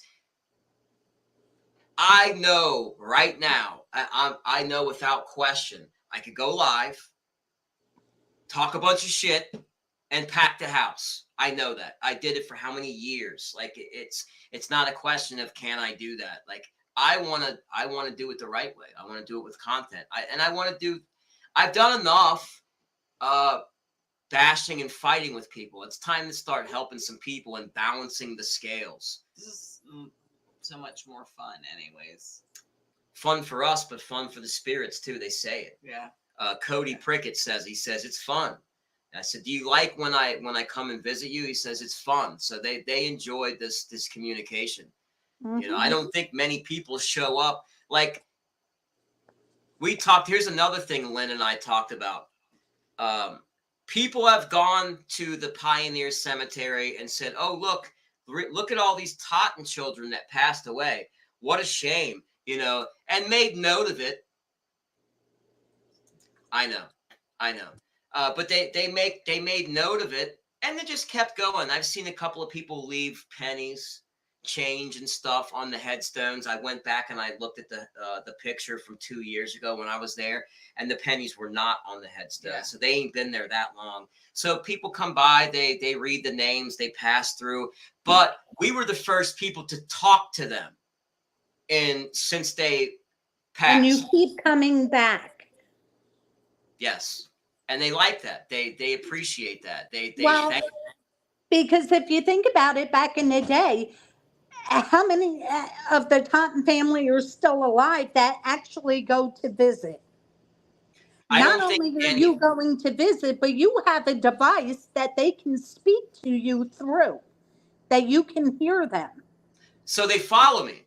That's why they follow me. It's not. And that's what I was trying to tell that person. It's like they're not like attached to me because they're trying to torment me and, you know, like a demon, you know, trying to possess my soul. That's not what it is. They know I have a spirit box. They want to get a message across, and they know that I can hear them when I turn it on. That's it. That's the extent of it. People right, but you know what you're doing when you use that box. If you get somebody that doesn't know what they're doing, toying with whatever it is that they're toying with, they're going to collect the negativity. Yeah. And that will be an attachment. And when we did our first live, we discussed that. Yes. Yeah. I mean, for some reason, I don't know why, it's some of the people from some of those communities. Like I expect, like Maureen, she sent cease and desist to some people on YouTube. It doesn't matter who, but we don't need to mention names. Everybody knows. It's a shame that it's come to that, but there are some people that I'm surprised that are still bringing me up and talking about me. It just makes no sense. Like so some of these people that you had to send the cease and desist to, they're so disgusting and vile. They'll attack family members. Now, these other couple of people know that I've just lost somebody, so I'm dealing with grieving for that. And I'm helping other people that are dealing with, two other friends that are dealing with major life events that I'm trying to support, and I'm dealing with a loss and grief. And then I'm being attacked and being called a liar and a fraud and stuff by these. Why am I still being talked about? But we talked about this. It's, you know, jealousy. You have, and I'm going to put this out there, and if they're watching, I hope they're watching. You have a shit ton of evidence. There is, again, you look around, there's nobody around you, your mouth is not moving. You're getting the evidence that they cannot get. Yours is authentic. So, at the end of the day, what are we going to do? Let's badmouth Johnny. Let's get the viewers away from Johnny. Let's say, hey, his is bullshit, Hurt me. and bring it back to ours. And again, I'm going to say this, and they can call my bluff. I don't care. You can hate. I don't care. It's all about the Benjamins. That's all about money, where you are about helping. I'm gonna ask. Look, I'm gonna ask nicely. I'm gonna ask nicely, so y'all can be as my witness. Please stop. Leave me alone. Don't bring my name up anymore. Let me live my life. Let me help Steve-O. Let me mourn in peace. Let me grieve for the people that I didn't get a call, guys. I found out from her through the spirit box. You know, that hurts. Okay. I'm still dealing with that. Please stop attacking me. Please stop calling me a liar. Bobby Mackey's exists. You see the building still there. I was outside of it. That's not some made up other building. Please leave me alone. I'm asking you nicely. Please stop it. And I'm going to say this not so nicely. You saw the building behind, and if you missed it, you're a dumbass. Sorry, not sorry. You know, like. That's what I love about you, Lynn. Yeah, like there's no. Hey, I don't sugarcoat. Sorry, guys, I don't sugarcoat. It is what it is. I do have a question for Lynn, though. What you got? Do you know why there's so many like different people like really just drawn to what we're doing? And I mean, it's nice. The spirits, you mean? Spirits, yeah. Like, you know, is it something like our personality or just the opportunity with the spirit box? It's the energy. The energy. Okay. You give off good energy, so people are drawn to that. It's the whether here in the physical world or not in the physical world. If you have good energy, they're gonna come. And yes, people stop in the middle of wherever. Yep, and they tell that. Sometimes it drives me nuts because she'll stand there and listen to them because she's that type of person, and I'm like, all right, come on, shut up already, you know. But I do the same thing. I do the same thing. Yes, yeah. But they naturally are drawn to her. But animals are drawn to me, and children are drawn to. For some reason, like I'll walk through a grocery store and kids will just be like, and follow me. Like they just, I don't know. I'm gonna buy you a purple suit. We're just gonna nickname you Barney. But animals, children, and animals are the best judges of character. That right there. I always say that too, because I'm always surprised at how, like, even when he had this big beard and was this big burly guy, like, I would just be surprised. Some of the little girls would just be smiling and cooing, you know, and I would think they'd be afraid of him, but they really weren't. Yeah. You know, true story and funny, as a matter of fact. Back before school got out, my husband has this real long beard. And he does. He looks like Santa Claus. I'm not even going to lie. I'll have to send you a picture. Well, we went to pick our grandson up from school, and half of the children that were sitting there waiting to get picked up started yelling, Santa Claus, Santa Claus. They all tried to run and hug him. Oh. But they weren't allowed to. So I told my husband this year, what we're going to do is we're going to get a Santa suit, and he's going to go into the classroom and give out little candy canes and tell the kids to be good. And, you know, we're going to send in Elf on the Shelf. We have an extra one, so we're going to send that one in. And, you know, but I told him, I said, you just made your grandson popular because they think his pop-up is Santa Claus. John almost bought a Shrek like not really a costume, but it was like a shirt with like a green. It's a knit hat with the little ears. Like it was like it was an adult costume to wear with to walk. Like just to play with our grandson today. I was gonna walk into the house wearing that and just get my grandchildren's reaction when I walk in the door, just for fun. But they didn't have my size, unfortunately. Yeah. What's that? What did Lisa say? She says, if I thought Johnny was lying, I wouldn't be here. My support has never shifted because he's a good person. Thank you. Absolutely. It's amazing how people that like I show true support, loyalty, and friendship to, like that totally just on the drop of a dime will turn on you. It doesn't make sense to me. And it's always the people that are, I'm ride or die. I'm a real friend. And it's like every time I hear that, big red flag, go running.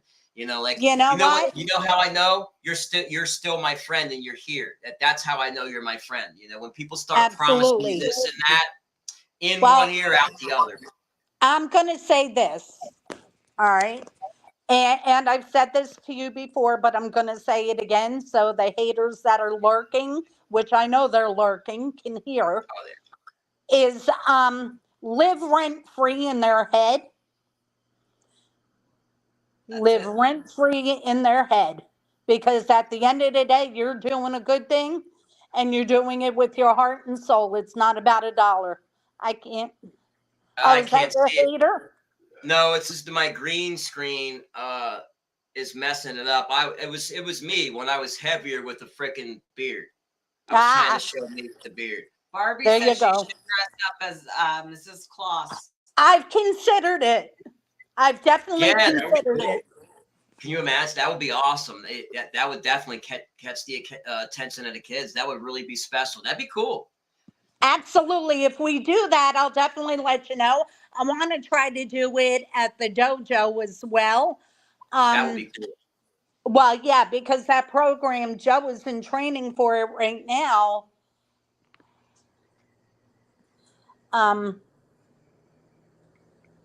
Yes, they are, Seth. Absolutely. He's in training for it right now.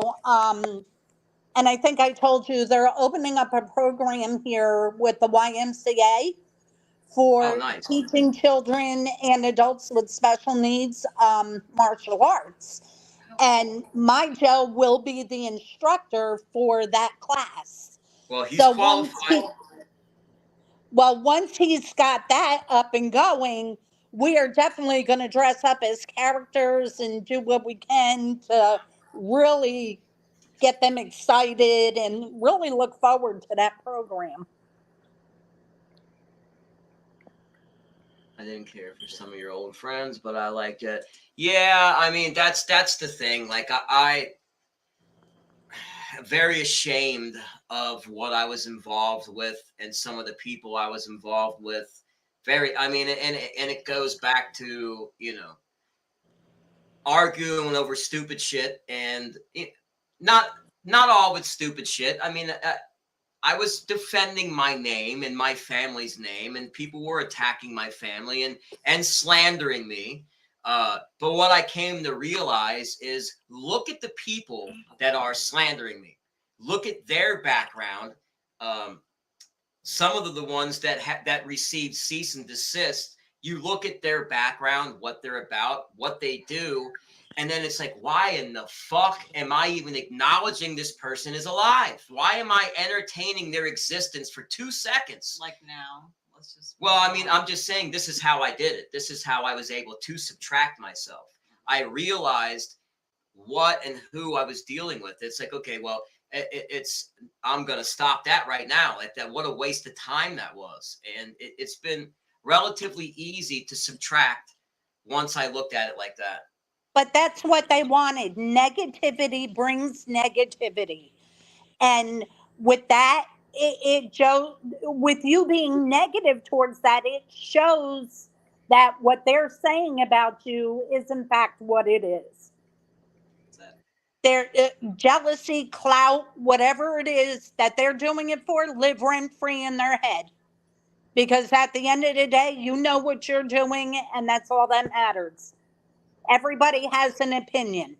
The only opinion that matters at the end of the day is God's opinion.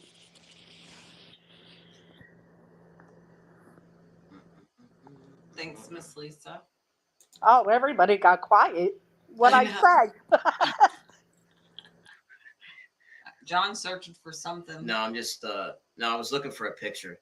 But yeah, I don't know. We got a lot of stuff planned, guys. It's it takes an incredible amount of time to edit this stuff.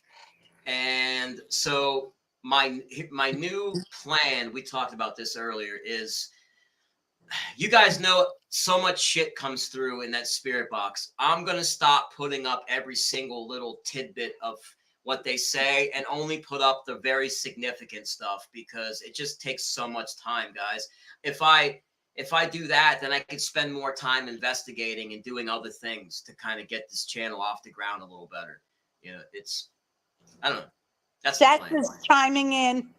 Yeah, I know, he's so funny. He's telling you the same thing I tell you.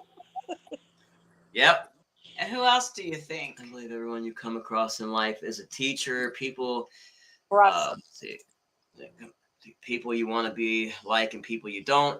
Yes, thank you. It's hard. It's hard because when people they've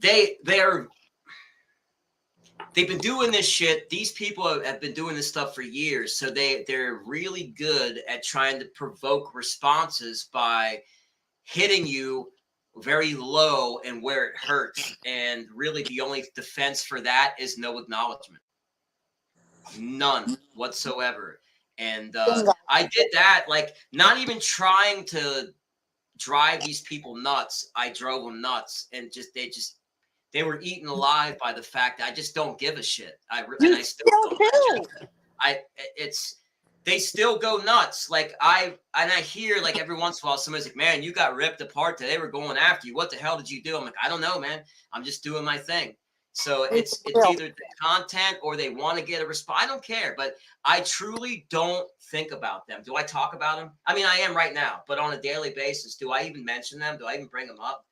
You know, about the only time I think about that community is when I'm watching Redzilla. Shout out to Redzilla. If anybody can put Redzilla's link in the chat. I watch Redzilla and I laugh my ass off. That's about it. But Redzilla he's kind of a troll channel, but he doesn't do the shit that the other trolls do. He plays back the hypocrisy and laughs at him, but he doesn't add anything to it. He just points out, this is what this clown said, and listen there and listen there. And it really is, the way it's presented, it's funny. So I do listen to that. Other than that, I don't. And that's very few and far between. But yeah, I just don't. It was hard to at first. And I was like, I was away, but I would still get little updates on what was going on, who said what. And then finally, I just completely just cut it off. You don't have to defend your character. Those who tune in already know your character. Yes. That's what I try to say. And I'm fine. And another. And we've met good people along the way. You know, this is just better all the way around. Yep. I've met a couple of like Sessa. We share a lot of stuff with each other about families and, the grandkids and stuff like that. I've met some really good people, Mike, and then Drazo, him, and then a lot of y'all too. But some of the people I've met, I would do it again. I would do it again for that, for some of these friendships. I would in a second. I wouldn't know Lynn if it wasn't for Sessa. Yeah, true story. And I wouldn't know Seth if it wasn't for Mark a couple of years ago. It's things connect organically. Mm-hmm. It's like so. Seth was my biggest skeptic. Let me tell you a little story, guys. This one might brush elbows with MobTube a little bit, but I'm going to tell you what happened. Because it is a personal experience of mine that Lynn, about I would say probably like 2 it's probably been about 2 months ago. You told me whatever you're planning with Pennsylvania or Philly or whatever, don't do it. It's bad news. Don't go. Yeah, because I asked you, what is the connection with Philly? That was the very first time I spoke to you. Yep. You said don't go. Right. So What's your connection with Philly? You told me the connection, and I told you do not go. right, but it happened but it really paid off in spades last Friday. So I was planning on going to Philly last Friday. It's okay now because it's past. I didn't go. So I was planning on going to Philly last Friday and then Saturday.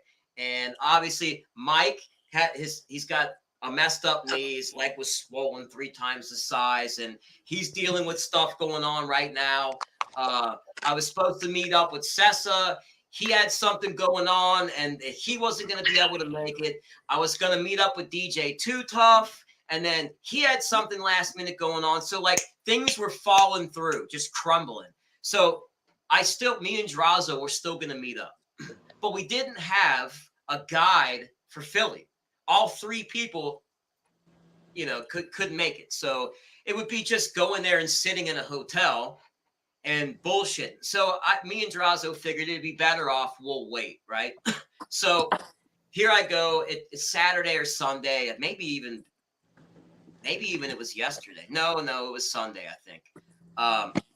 I find out that this certain someone from MobTube is driving around Philly live on his phone for the sole purpose of literally trying to have a bump into me so they can try to get me jammed up, right? So it was a total bullshit setup where I could have, somebody could have made a phone call and lied on me and potentially caused me to spend more money again, because I had to fight a court case, which was very easy to beat. It was beat. It got dismissed. But there's people that aren't very happy about that and are trying to still make a problem for me, even though I have nothing to do with these people. I've moved on. I don't, that's the thing. Like, that's why I moved on. But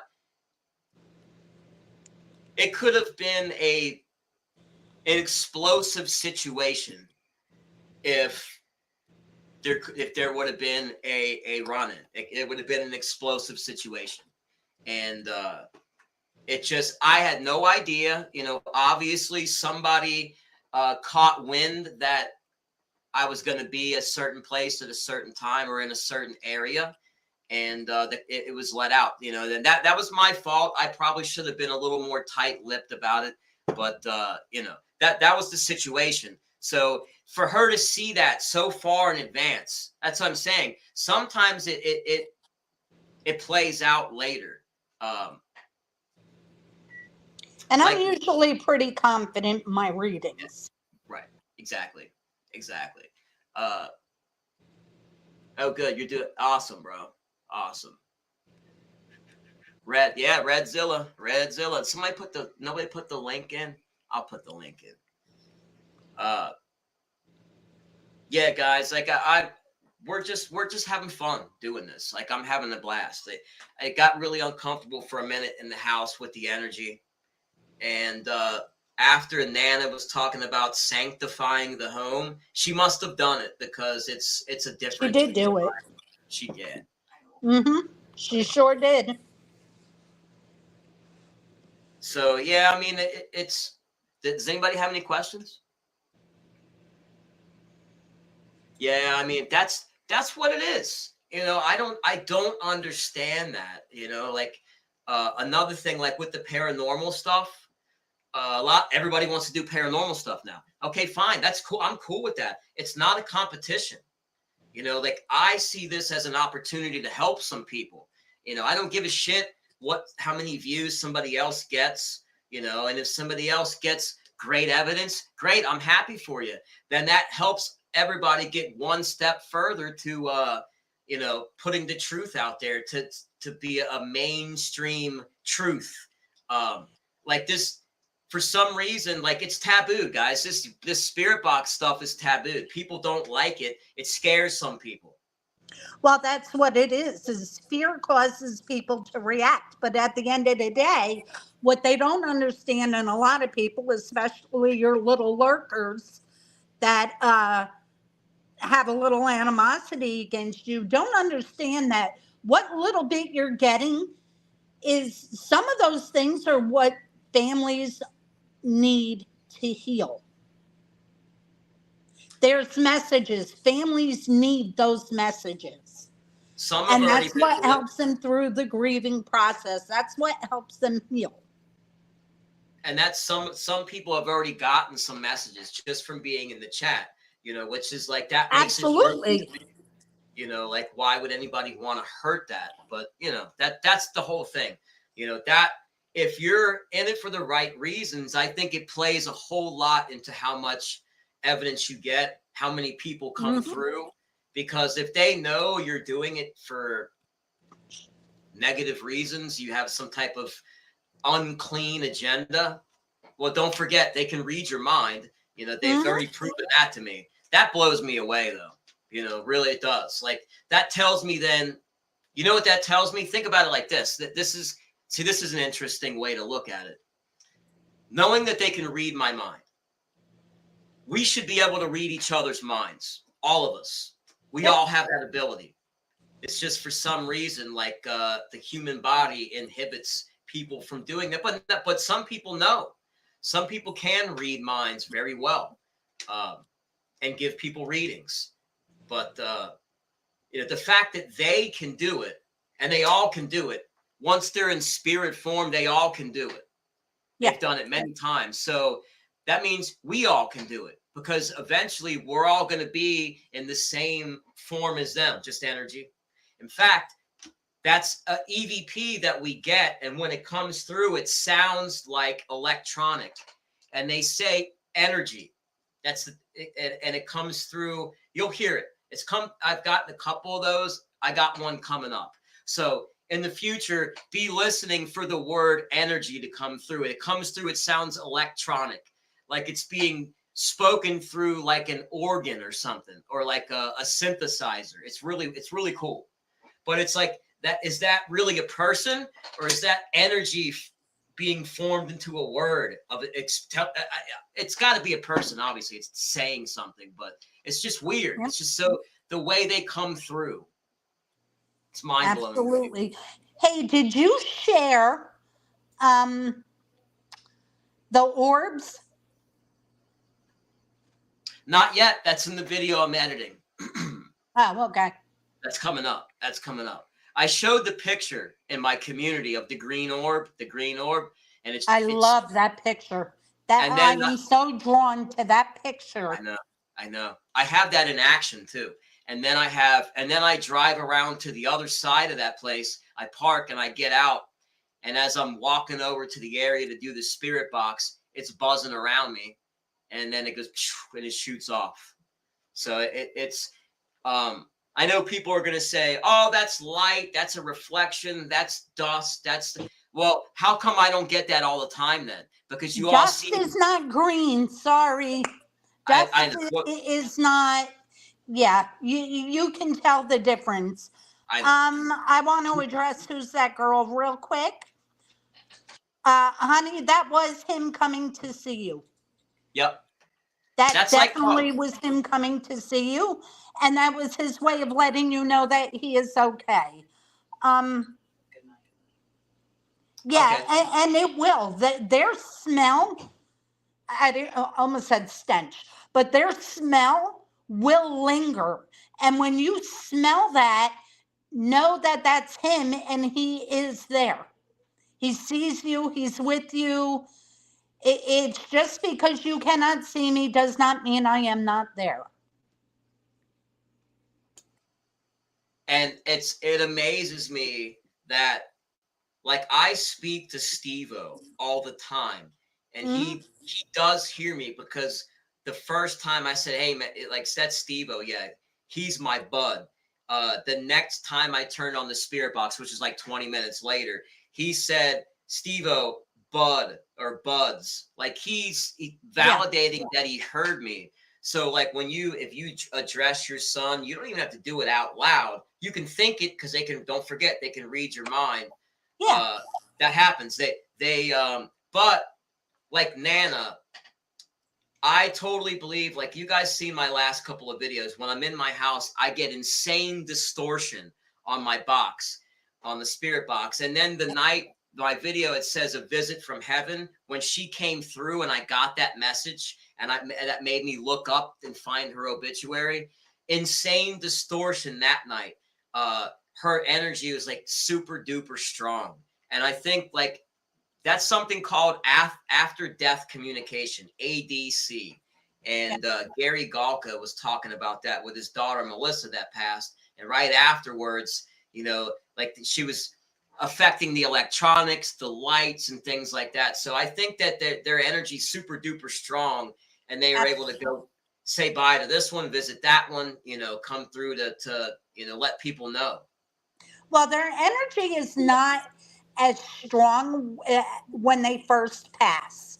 It takes a little bit for their energy to really get up there. Although and I don't know, this is for whoever, maybe a watcher, a viewer, who had somebody pass in a motorcycle accident. I'm getting a motorcycle accident. This is a male that's coming through. Okay, I'm gonna give Mike a wrench. I'm giving you a wrench, brother. I just get on my phone here. Somebody passed in a motorcycle accident.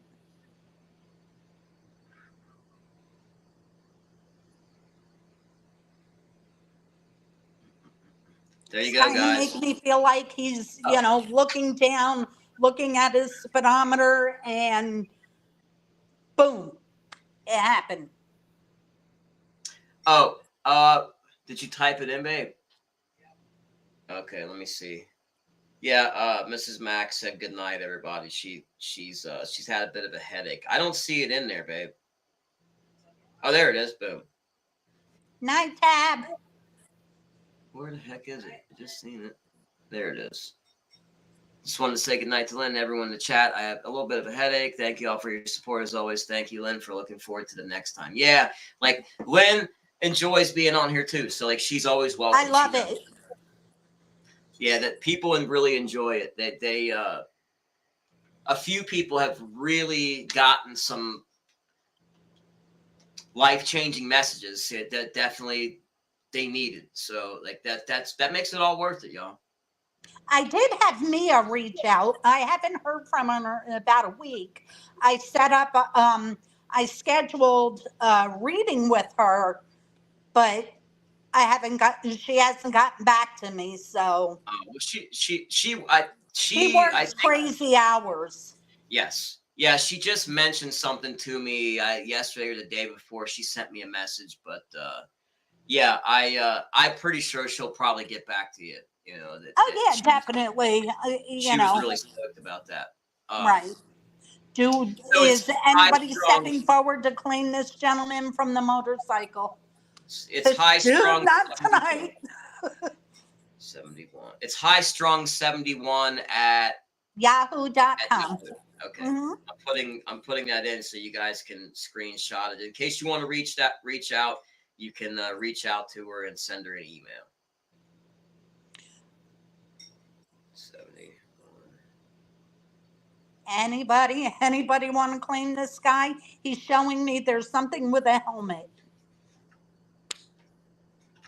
That could be and I can see his black he's wearing like the black pants, he's wearing the suit, and the helmet is black.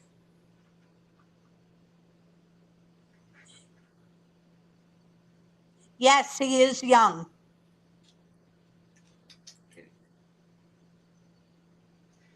I want to say early to mid-20s. But I see something, he's showing me something with a helmet. Night, Sessa. Thanks for dropping by, bro.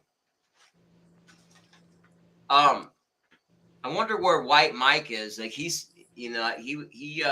I wanted him to be able to ask you a couple of questions about cleansing and stuff.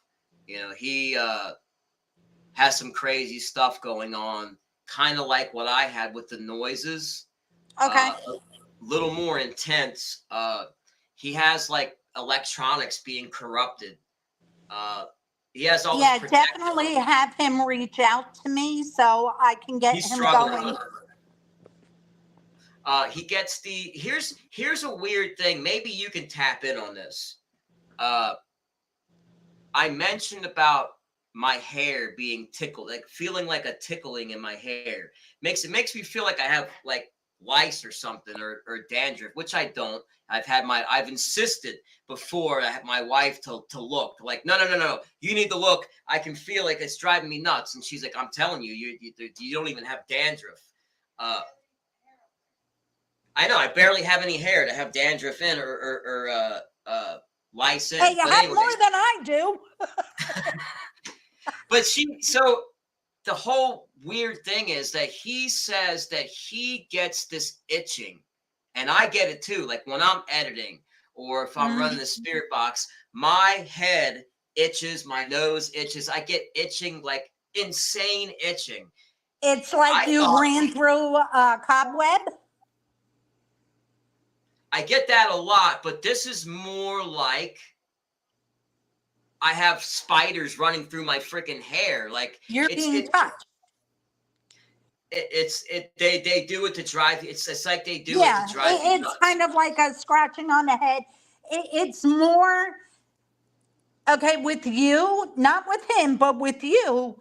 When you get that feeling, they think it's funny with the way that you move. They get a kick out of it. So it's kind of like a humor thing. Yeah, because I do this. Hang on, I lost you. Here we go. Hear you. Yeah, I'm like. Yeah, well, it's humorous to them, so that's why they do it. But you can ask them to stop. Now, I'm going to show you a little something because this happened to me last night. Okay. See this chair? Yeah. Can you see my chair? Uh-huh. Nothing behind it, right? Right. I was sitting in this chair last night. I love this chair. It's comfortable. I was sitting in this chair last night and somebody kept pulling on my shirt and poking my back. So I get touched frequently too, but it's, just basically, hey, not funny, stop, whatever. Okay, haha, I know you're here. And but most of them, they get a kick out of your reaction. What happened? And most of them, like when you acknowledge that, most of them respect that. Most of them will respect it and listen. They will, because a lot of times they want to be acknowledged. I actually think it's the little Totton. It could be the Totton kids like playing around. I think it's the little that does it. She tickles your nose and your head.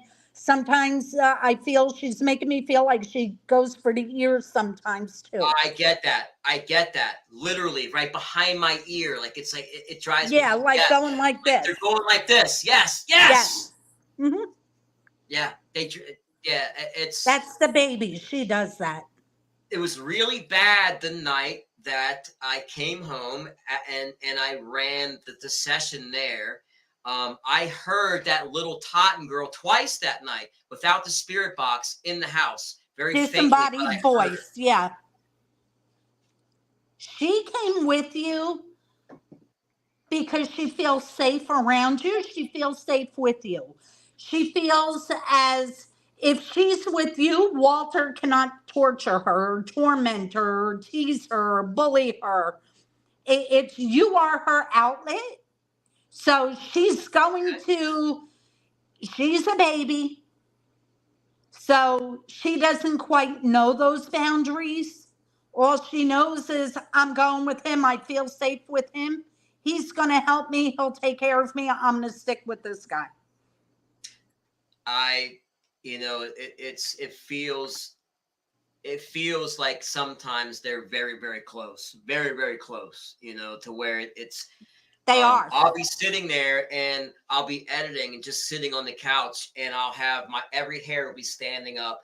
I need to do a video the next time. I had a video I showed, and my arm was like electrified, but I'll be sitting there. That's Steve-O. Really? He makes my that's ear Steve-O ring. sitting with you. Is Steve-O the one that makes my ear ring really badly? Yes. Okay. The ringing in your ear is him talking to you without the spirit box. You can't hear his disembodied voice, but he's talking to you saying, all right, let's go. Let's get this going. Listen to what you got. I heard what you got, but you didn't hear what you got. You're going to be surprised on this one. But hey, I'm here. You'll hear me. I get it. Like, and it was weird because the other day I was on the phone with somebody and I was like, oh man, my ears ringing. And I thought like that it was a spirit, and I might be Steve-O. And I said, Steve-O, is that you? And then wham, it started ringing so bad. It almost threw off my equilibrium. Like, it was insane. Yeah, So, that's him letting you know it was him. yeah, So when like, you get that, know that that's him and he's there with you. But yeah, they do. crazy. When they touch you, when you have that, they want to be acknowledged. Like I have it right now in my right ear. I hear the ringing, and I've got the kid with the motorcycle. Let's see. Where is it And at? he's standing over here like, well. Because I was thinking of getting something done in his memory and wonder if he's... Lynn, can we ask you about our loved ones who passed? Because I was thinking of getting something done in his memory and wonder if he's laughing at me or not. You know, it's... Absolutely. Ask away, honey. That's what I'm here for. Yep. Yeah, it's... and if you don't want to... if you want to reach out privately, you don't want to put it in the chat. Yeah, if you want to reach out privately, you can. But absolutely, you can ask me anything. The only stupid question is the one that's not asked. Yeah. So the first night I talked to Lynn, guys, she started, because Maureen may not have heard this. She was put in contact with me by Sessa, and the night before she received that text that says, "Sweetie, give me a call." My brother, who passed a few years ago, visited her daughter, and her son 3 nights prior. Yeah. So 3 nights. So I sent the picture, and I heard her kids' reaction, and they were like, "It's him! That's him! That's the one!" You know, she's was at the same place where he passed. I didn't know that. The same hotel. I had no idea. A few rooms down. I had no idea.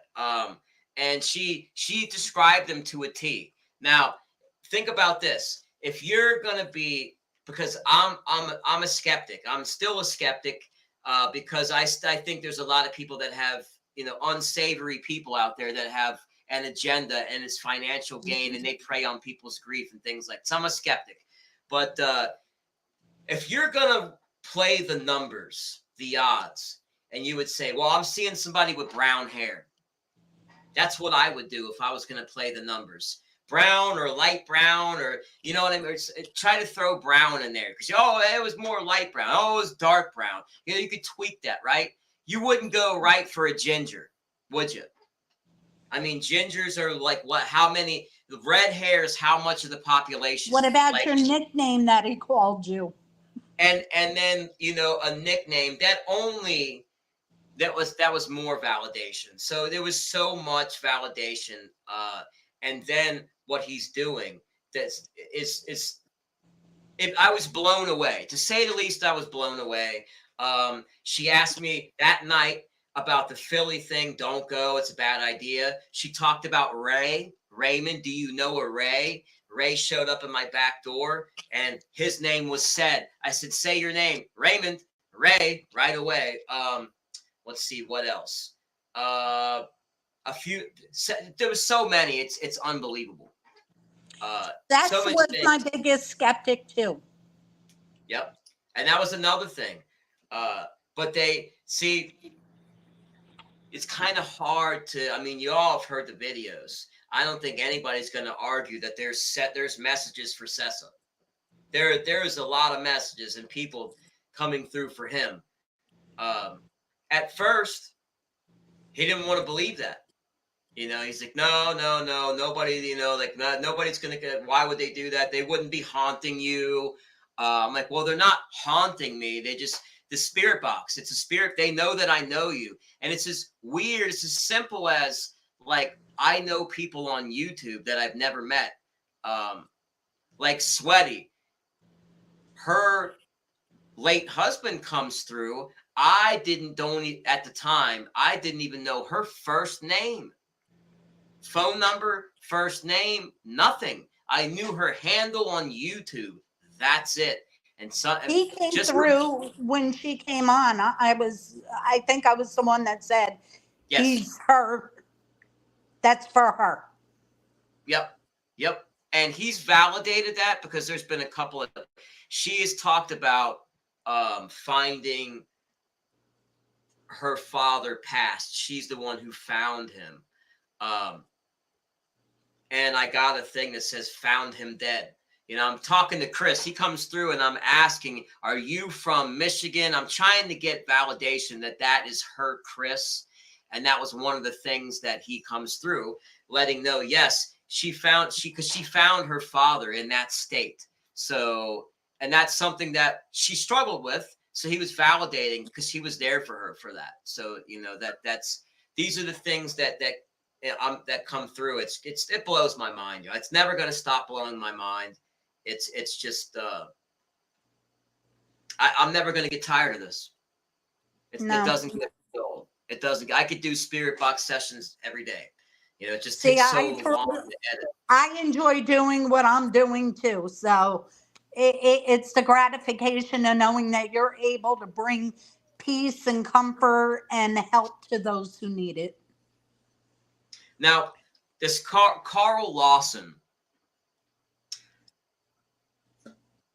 had that exorcism done, and he, as far as I know, for a couple of days, so it was gruesome. And yes, there you go. Sweaty validated that was something that traumatized her, and he brought that up because he, you know, he was to help her through that. That's an incredible thing to deal with. And they both passed like right in the same, or she was dealing with both in a short time. That's a lot. But he validates. They validate. But now absolutely. Carl Lawson. Sorry, I always lose my train of thought very easily. That's the cannabis guys. But so I got him. He says it's Lawson. And I got him more than once. I just put up the one that was the loudest that I've heard so far, because I'm only a fraction of it into it. But he's that just blows me away. I don't think he doesn't seem to be in any type of state of distress or anything. He just says, hey, it's Lawson. I know he did love that place. He did love Bobby Mackey's, even though he had that terrible experience there. He did live there and grow to love that place. So it would make sense that he would stick around. Now, I know I just hung out outside the building, but I don't think it makes a difference whether I'm standing inside the building. I don't know. I think maybe you might be a little more vulnerable if you're inside that building and you're unaware of your surroundings, and you know, they can kind of exploit that a little bit and play with you. But yeah, like if they tear that building down, I don't have a high hope that those spirits are just going to go in peace. They're not. They're going to be right there. Yep, those spirits are going to be there, and whatever evil is lurking is already stuck to that land, so that's not going to go away either. This is why I said, be careful, do not enter that building. Although I got to tell you, and I could be wrong on this, but I'm not feeling it, is that there was somebody else before Lawson that was in that place that had a similar incident. Can you validate any of that? Is there any way to find out? Because I see two, which That I don't tells know. me there's another person.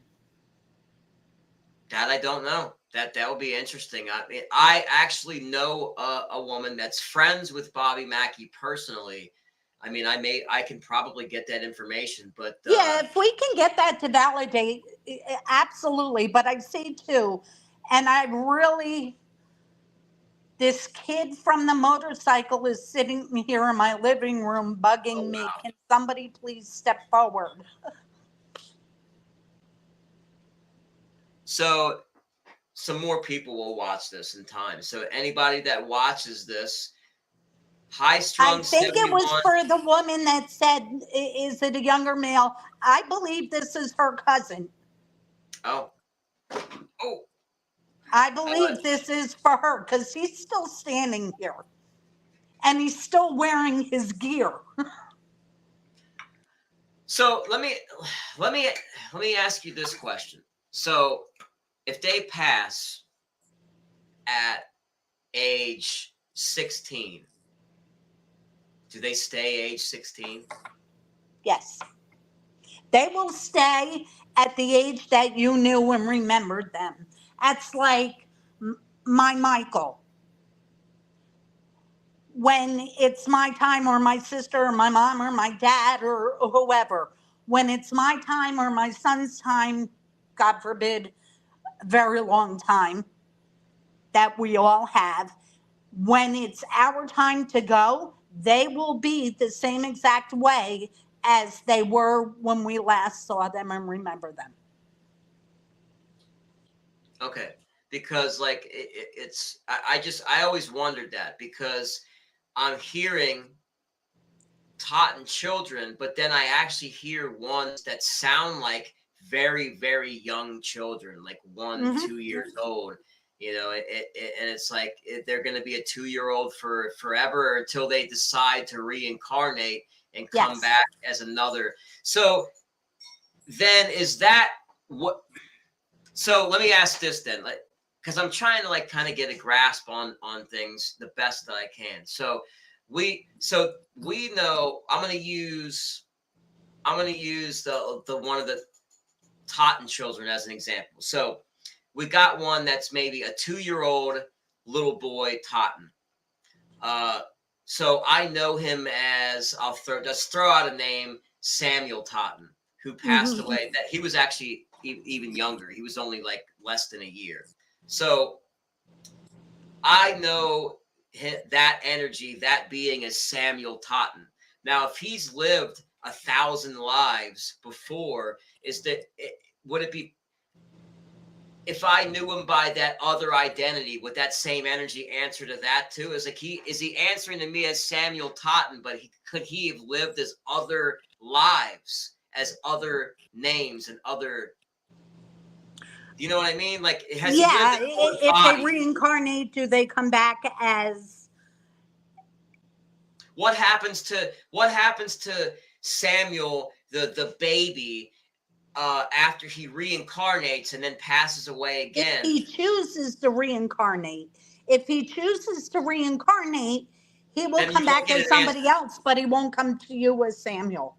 Okay. So some of the people that I would have that maybe I thought would have come through may not be coming through because they've chosen to reincarnate. It very well could be. I was talking to Mrs. Mack about this, and it's like a lot of these Tottons have been around since the early 1800s, and they're still around. And I was thinking, so if say I pass away and I'm watching my grandchildren grow up, and then they have children and they pass away and my great grandchildren, at what point would you be satisfied to say, okay, I've watched them grow up and them grow up and them grow up, I want to go reincarnate? Do you then lose your connection to that family? I don't. No, you don't lose your connection. And that's why I'm saying somewhere along the way, there is a connection between you and the Tottons. And we're really going to have to sit and try to find that connection between you and Mrs. Mack and the Tottons. There's a connection somewhere. Something Once drew you me to have them that 2 years connection, ago. you never lose it. Yeah. Yeah. Because, I mean, guys, 2 years ago, I went to the Pioneer Cemetery and I photographed the Totton big monument, the little plaque that has the 7 Totton children. These are things that I photographed a couple of years ago, but I only took like 5 photographs, 3 of them being the Tottons. Now, that just, I mean, and think about that. I have them photographed 2 years ago. Now they come through more than any other family. There's got to be a connection there that I was drawn there to begin with, and then drawn back again. It just, you know, I'm trying to figure that out. But here's the thing. Here's what I want to say is not all the Totten children come through. They don't. And I believe some have reincarnated. And I'm almost wondering if you were one of the Tottons. Could have been. That's what I'm wondering. Because of that strong connection, they know who you are, and you're drawn to that area. Right away, drawn to that area. I believe at one point, somewhere along the way, you were a Totton. Yeah, and it's weird. Like a connection with them.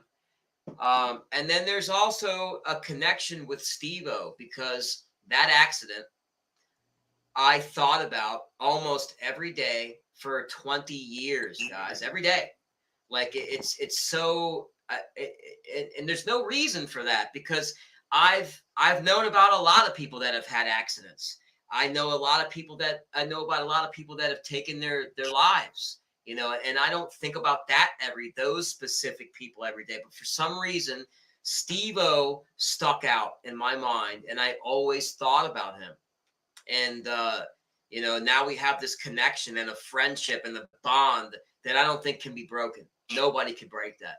You know, we have a bond like brothers. We have a stronger bond than he has with his own family, and than me and some of my family. Not my immediate family, but he's like part of my family. Like I'm very close. I feel very close to him. You know, it's So I am getting some things. I am picking up on some things with that, and we'll talk after. But I will say I'm feeling something with the 1950s era, and I want to say 1952.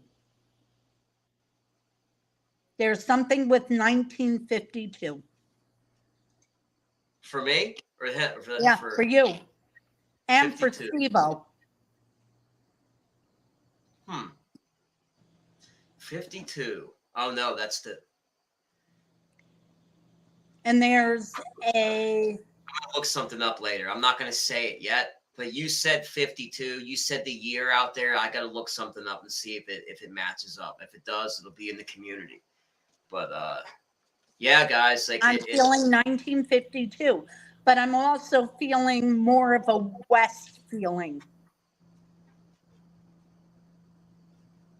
Okay. All right. Yeah, it's there's definitely some type of connection. Like I've always thought about him, and that being drawn towards the Tottons. It's just a very crazy thing. Hey, Lisa Ann.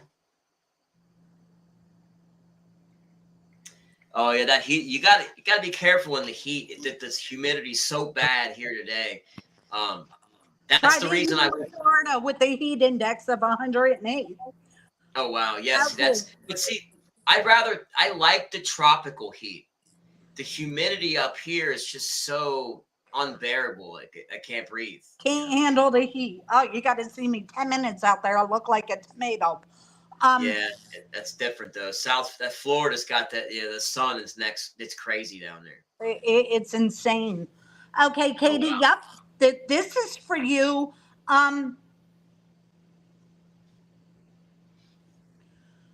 Was somebody mentioning about him suffering or if he felt the hit?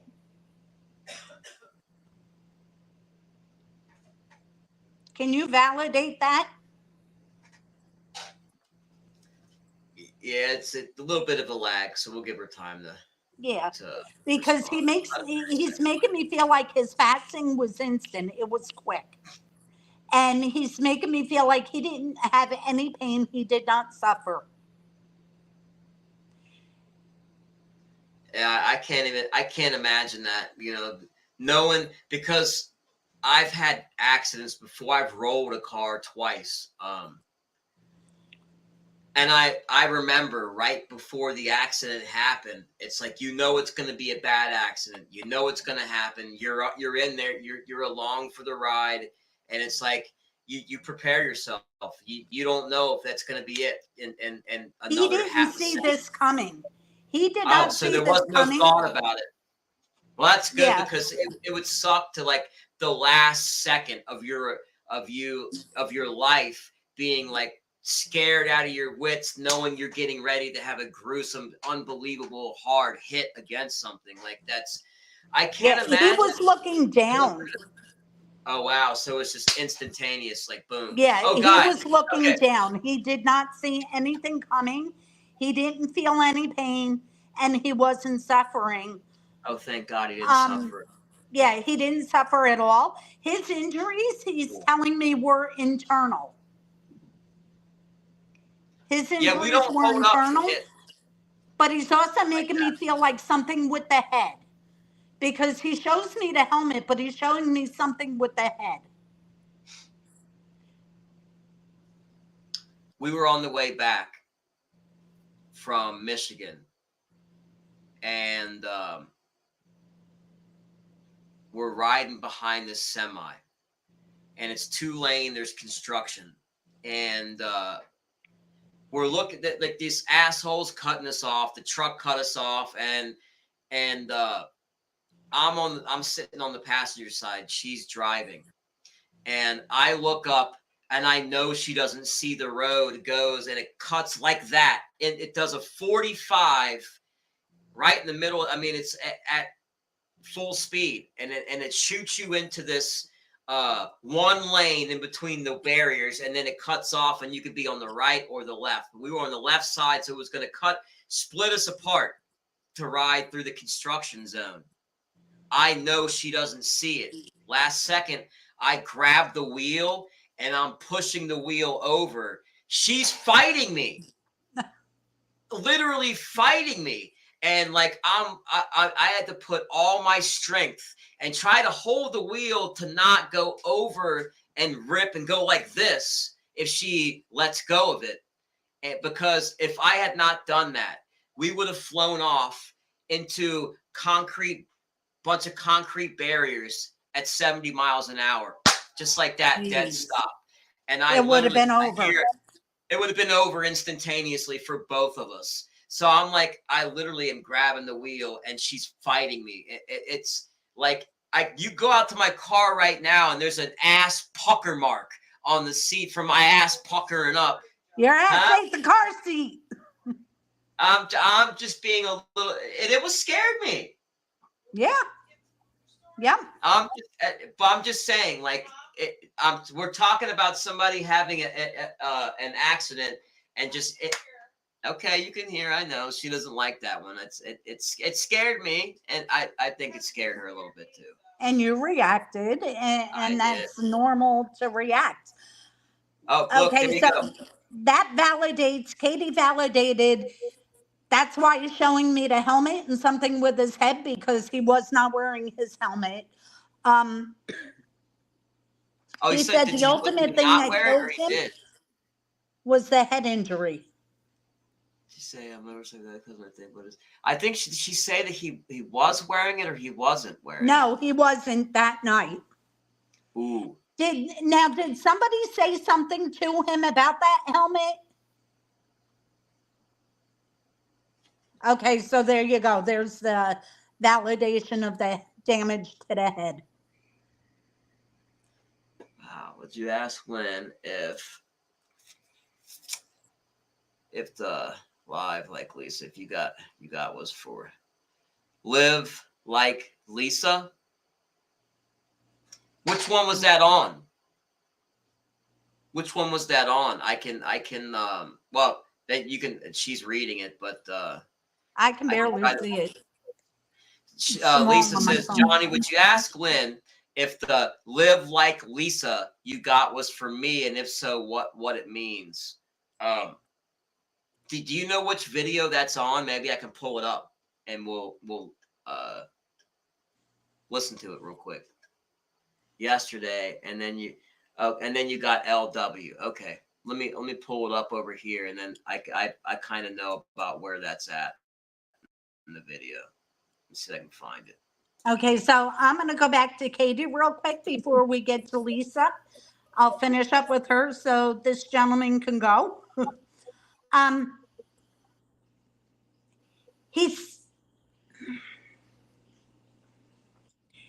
His mother is still here, correct? Because he wants his mother to know I did not suffer. Okay. Uh-oh. There we go. We were having. Okay.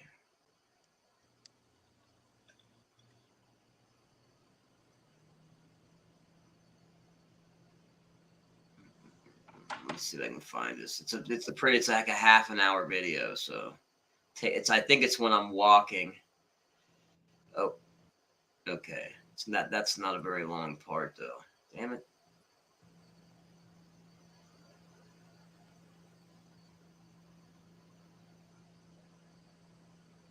Sorry, I'm trying to find it. Sorry, guys. Quite.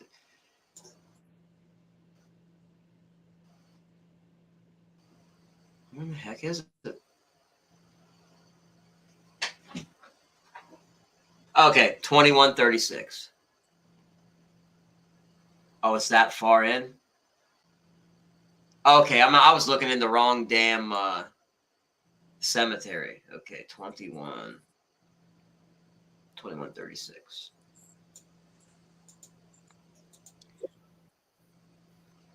Okay, I think I have an answer to Lisa's question. Would she mind? It could get a little personal. And I don't want to put her out there like that.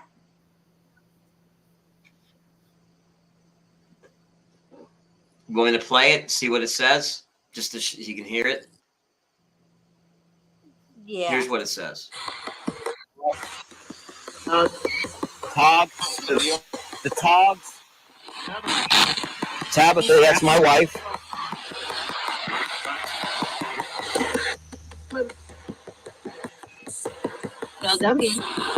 Okay, live as Lisa.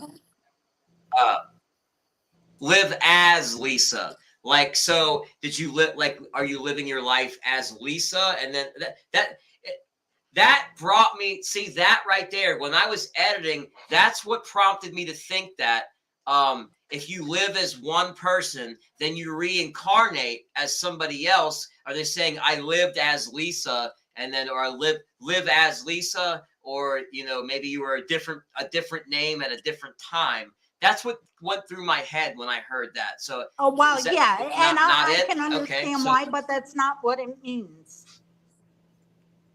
Okay.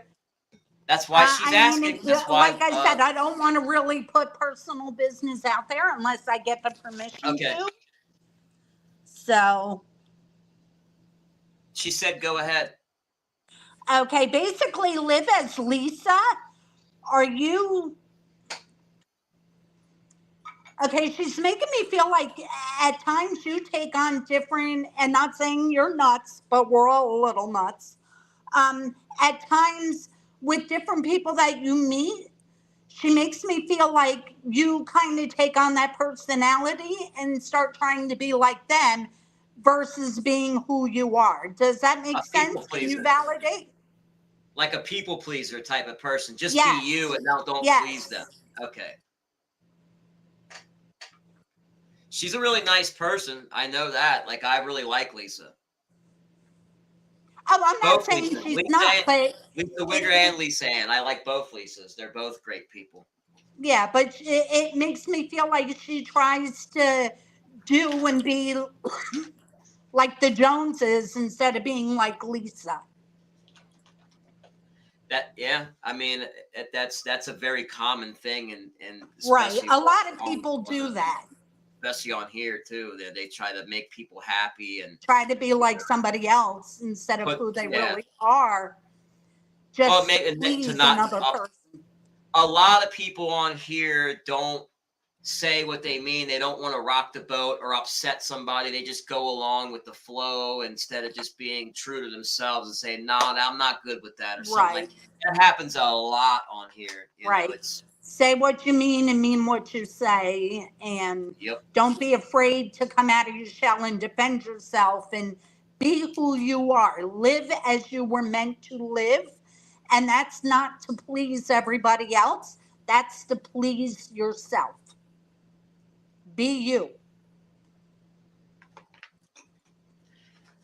So That's yeah, where guys. that message is coming I mean, from. yep. We lost Katie along the way.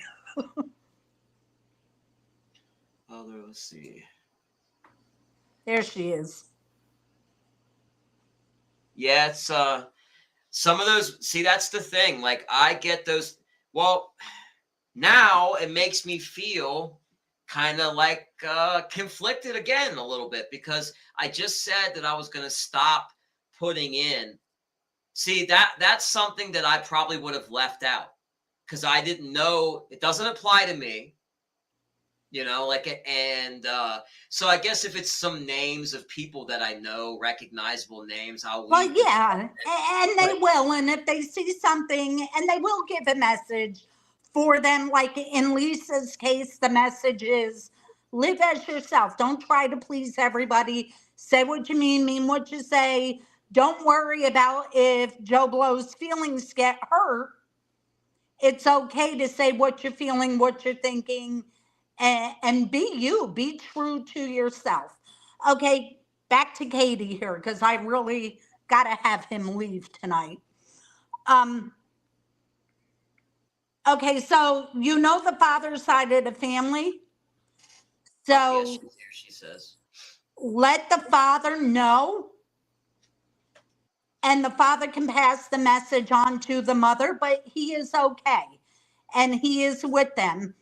He's showing me that his mother has something of his that she clinches onto. And I don't know what this is, but he's got it in his hand. And I can't see what it is, but he's showing me something that she has that she clinches onto to feel him, to be close to him. But she doesn't have to. It's okay to let that go. It's okay to be happy and it's okay to live her life. He's fine. That is, I'm fine or I'm safe. That Yes. I'm safe seems to be, guys, the universal message. I mean, that's I get things like once in a while, I get stuff like kiss, hugs. I miss something, or I miss you, or missed a name. But for the most part, it's the name will come through and then it'll say such and such is safe, or Yeah. name, I'm safe. That's pretty much what I get almost all the time. And he's validating he is. And Lisa, in your case, it's you, the people pleaser type thing. Because they're making me feel like you're afraid to hurt somebody's feelings or you don't want to hurt somebody's feelings by saying what you feel, what you think. They want you to be yourself. I do try to take others' problems and fix them. Oh, okay. So yeah, that's that. I do hold my tongue as not to get people and care about more negative. I feel the need to take it on. Yeah, well there you go. Like you know, yeah.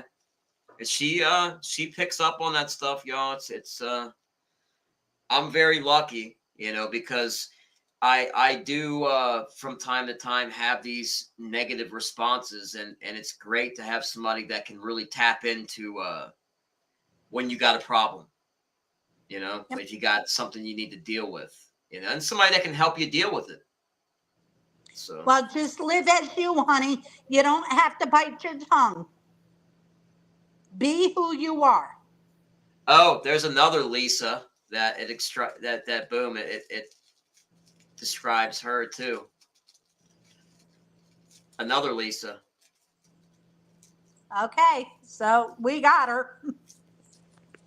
Definitely will let them know. Hopefully, okay, let me put that up. I definitely will let them know. Hopefully, they can reach her. She had some personal troubles and can be hard to reach. Sometimes though, like they know when the message can be delivered. That they know the right times. Like it's weird. Like It may be one of these situations that'll help that personal trouble. they know how to fix things They somewhat do. from the other side. They Nana passing, coming to deliver that message to me blew me away so much that I reached out to somebody from that side of the family that I never thought that I would reach out to again. So like they know how to fix things, and I'm really Yeah, glad they that I have a did. way of connecting. Obviously, your brother connected, or yeah, we went that route. But they do have a way of connecting. Um, yeah, definitely. I think some of the personal troubles, his message will help that. I feel okay. Ooh, somebody's getting a good reading tonight. Who has the issue? Where's the alcohol come in? No, you're good, Sweaty. Rest up. Good night, Sweaty. Who has the alcohol? Because I'm being shown alcohol.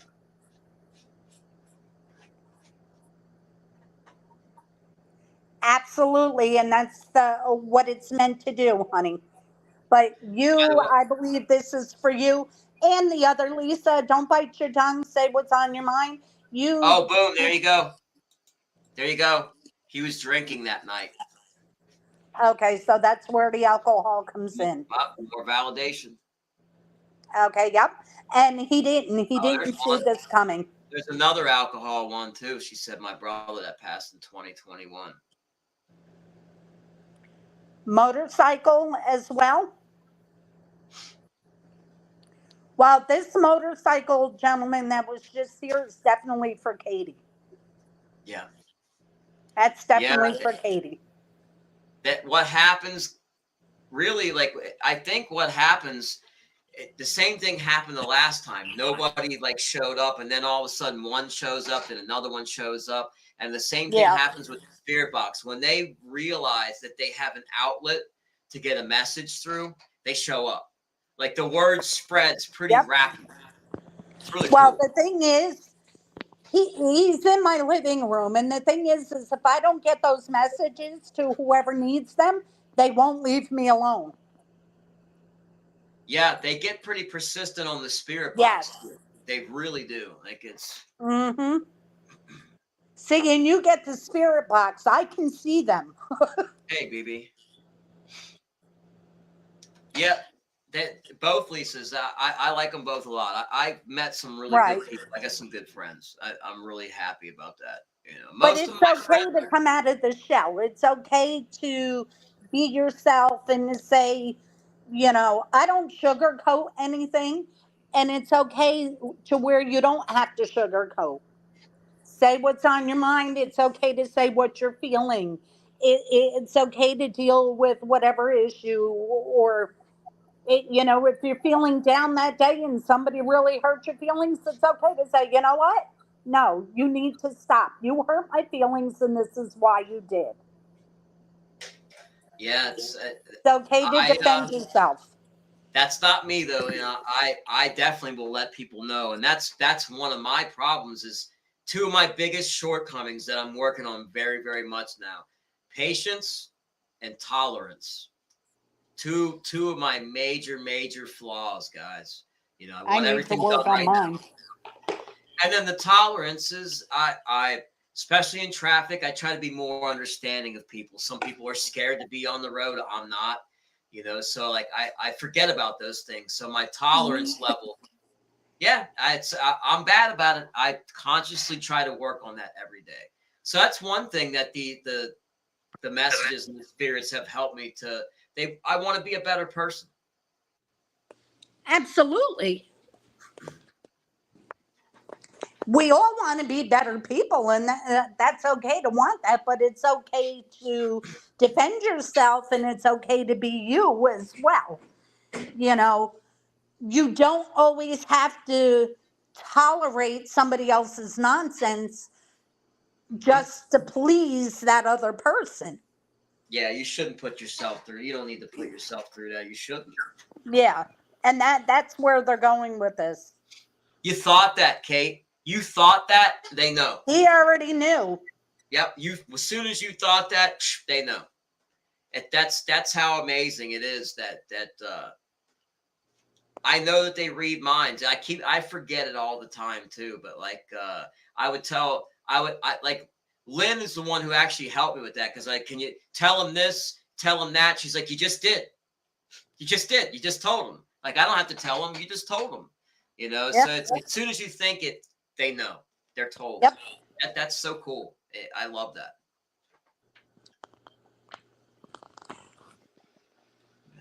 No, you're good. You can go back and rewatch it. It's been on here a little bit too. I'm going to wrap it up here in a few. Been on almost 3 hours too. Goes by quick. Yep.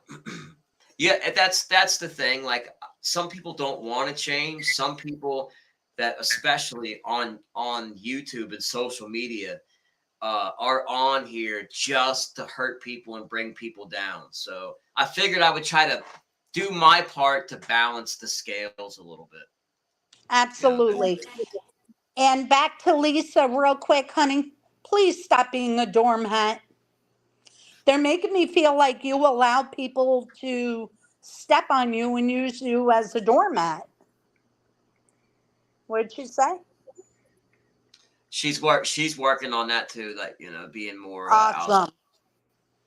Awesome. I let things go that bother me because my friends make it's It'll eat away at you, and it's not healthy to have that stress and the blood pressure, the heart, it causes a lot of health issues. Let it go. Do not hold it in. Yeah, the health stuff is huge. Like the stress and the hate and the anger, the toxicity. I have to let it go too, because my blood pressure, when I was doing the arguing with people on not too long ago, I mean, it was about a year ago, there was a point where I would be on here about this time last year, and I would have already taken like a double dose of my blood pressure medication to start the day off. Then I would go live right away, would skyrocket. During the live, at one point, I was taking my blood pressure. I turned the camera off.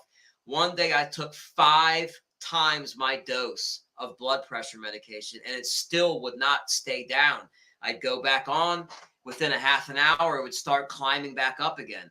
So it's like, okay, like, I don't know how everybody else can do this shit, but I'm not wired for that. So I had to, for health reasons. Not only health reasons, but it's also to let whoever is using you or mistreating you, if you're not standing up for yourself, or if you're biting your tongue, or you're not, they're going to think it's okay and continue to do it. No, you're good, and it's Maureen. not okay. I'm glad you came. You know, like, that's why we do these. Like, that's why Lynn comes on. She enjoys it. You're welcome, honey. And we haven't caught up on the phone though for a couple of days, so we were able to talk about some of this stuff live, which is been a few days that we've been able to really sit and chat, and I had my things going on with my birthday crap, and you were in Detroit and doing your thing. And That's right. Happy belated birthday, guys. She thank just you, had a thank birthday. you. So, Yep. you know, with that, we haven't had a chance to really sit and say, hey. Yeah, and a lot of stuff's gone on, paranormal wise too. So it's just it's been cool. It's neat to be able to talk to somebody that gets it. You know what I mean? Because I watch other content creators that do what I do and or similar, and we between like me and my wife, for some reason, we have with the people that we have, the Totton, Steve, all of them, we have an insane amount of stuff coming through. Insane. And it's really cool to have somebody that gets it, because I was really unprepared for it. Like, I don't see other people getting bombarded as much. So it's like the perfect storm of, they know they can talk through Lynn. They like my wife's energy, and some prefer my energy. So it really, it all works together well. And we Yeah. get a lot of evidence because of it. Mm-hmm. And it helps. It really helps the viewers who really need it. Yep. It's And that's what it's all about at the end of the day. That's why anytime I'm asked on a live, if I can get on and help somebody, I'm on it. I really enjoy helping others. Yep, that's what it's about, guys. It's Yep. I go through and I going through these cemeteries, and you see people, you just walk down, and it's unbelievable how many people pass young or younger. I see 27, 23, 40, 45, 88, 89, 95, 2, 2 months. But there's a lot of them that are like 20, 30, 40, those ages. And it's like, wow, like it's, we could be It here hits today. close to home. It does. It gives you a reality check, and Mm-hmm. it makes you appreciate life more. It's Absolutely. like I said, cemeteries are for the living. I've had more than one person say that they really were uncomfortable going to visit people in the cemetery, and because of the videos and going to the cemeteries like we do, it's prompted them to start going, and they're okay with it now. So that's like that made it worth it. That made my day to make I somebody tell you what, it's, as creepy as it sounds, it's peaceful in the cemetery. When I Very. go to visit my mom, my dad, and my sister, I visit everybody in that area. I take flowers to my sister's neighbor. I put flowers on her. Nobody goes to see her, take care of her grave. I do it. I go around, I go to the military guys. There's I know. one kid that's here that was military. He served tours in Iraq, came home on leave, and got killed in a car accident. Oh man. So I go to his grave, and, of course, what I saw one time, that creeped me out. And I see them and I can talk to them. But I had gone one evening, and there was a woman in a white gown sitting at the fountain, and she had her feet in the fountain. She's swaying her feet back and forth. And I saw her, and I turned my head, and I'm saying to myself, which is stupid because I already knew she could hear me, don't look at her, don't look at her, don't look at her. Next thing you know, her head, without her body moving, turns all the way around, and eye contact was made. Yeah, that's That hairs. creeped me out. I got to be honest. That creeped me out. But she didn't have a message or say anything. She Just just looked at you. knew. She just the way she spun out, I was like, oh my God. Yeah, Well, that creeped me out. that's interesting because another quick story.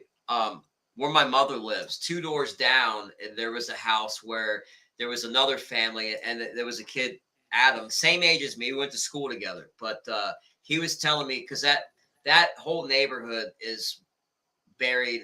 There's a bunch of Indian burial grounds, so all kinds of Native American remains buried all over there, artifacts and everything. But anyways, he didn't see a Native American. He said he in his house. I've had some stuff happen at my mom's, 2 doors down. But he said he turned around and he saw what a little boy between the ages of like 5 and 7 or 8, and he was wearing like some old beat up suspenders, like overalls. Obviously looked like he was from the 1800s, and he was just standing there staring at him. And he felt like somebody was looking at him. He turned around and there was this little boy that you could see through standing there staring at him. And he said the scariest part about it was he had no clue how long that kid was behind him staring at him. He could have been standing there staring at him for 5 minutes. He didn't know. But when he turned around, when they made eye contact, that's what he thought. How long has he been there staring at me? And then it's like, and then very commonly, it's like somebody flips a light switch or turns the TV off. They just disappear with a blink. They're just gone. See, this woman didn't disappear. No, she thanks. Stayed there. She turned back around. Like I said, she didn't say anything. There was no message. She just turned back around. She had her hands on the edge with her feet dangling in the water, and she didn't say anything. Well, she's going to rotate her head like The Exorcist. That would kind of like that's what freaked me the hell out. Yeah, that'd give me the heebies. I think I would probably leave, but yeah, man. No, I didn't leave though. I did get out. I was with my sister's boys and my sister's husband and my kids, and we all went. It was dusk. It was just getting dark. And that's I was like, oh my God, what the hell did I just step into? And then, well, the picture that I showed you, my twin grandsons that my daughter had the miscarriage. That's really cool. Yeah, that was really cool. That was, like I said, I'll have to get her permission to put Lorenzo up, his picture, and that picture on the wall. If not, we can black it out. But that little boy with the kitten is identical to Lorenzo. Spitting image, guys. Like it's identical. Really cool. And the twins that my daughter lost, she lost in her second trimester, were both boys. He's sitting there with a little cat. You can see the cat face, the ears, and everything. Like it's really cool picture. Yep.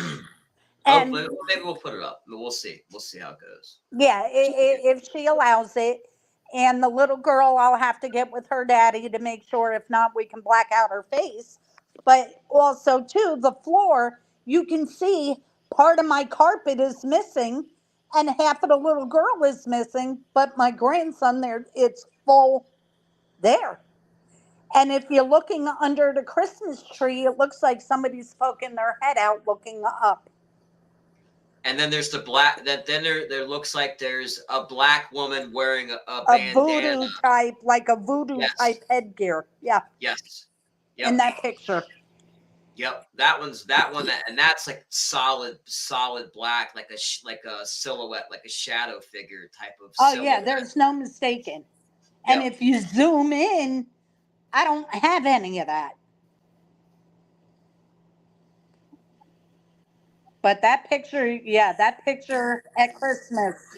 Yeah, it's pretty. It's a pretty. Or what about the one of where Joe was at the gym? Did I send you that one?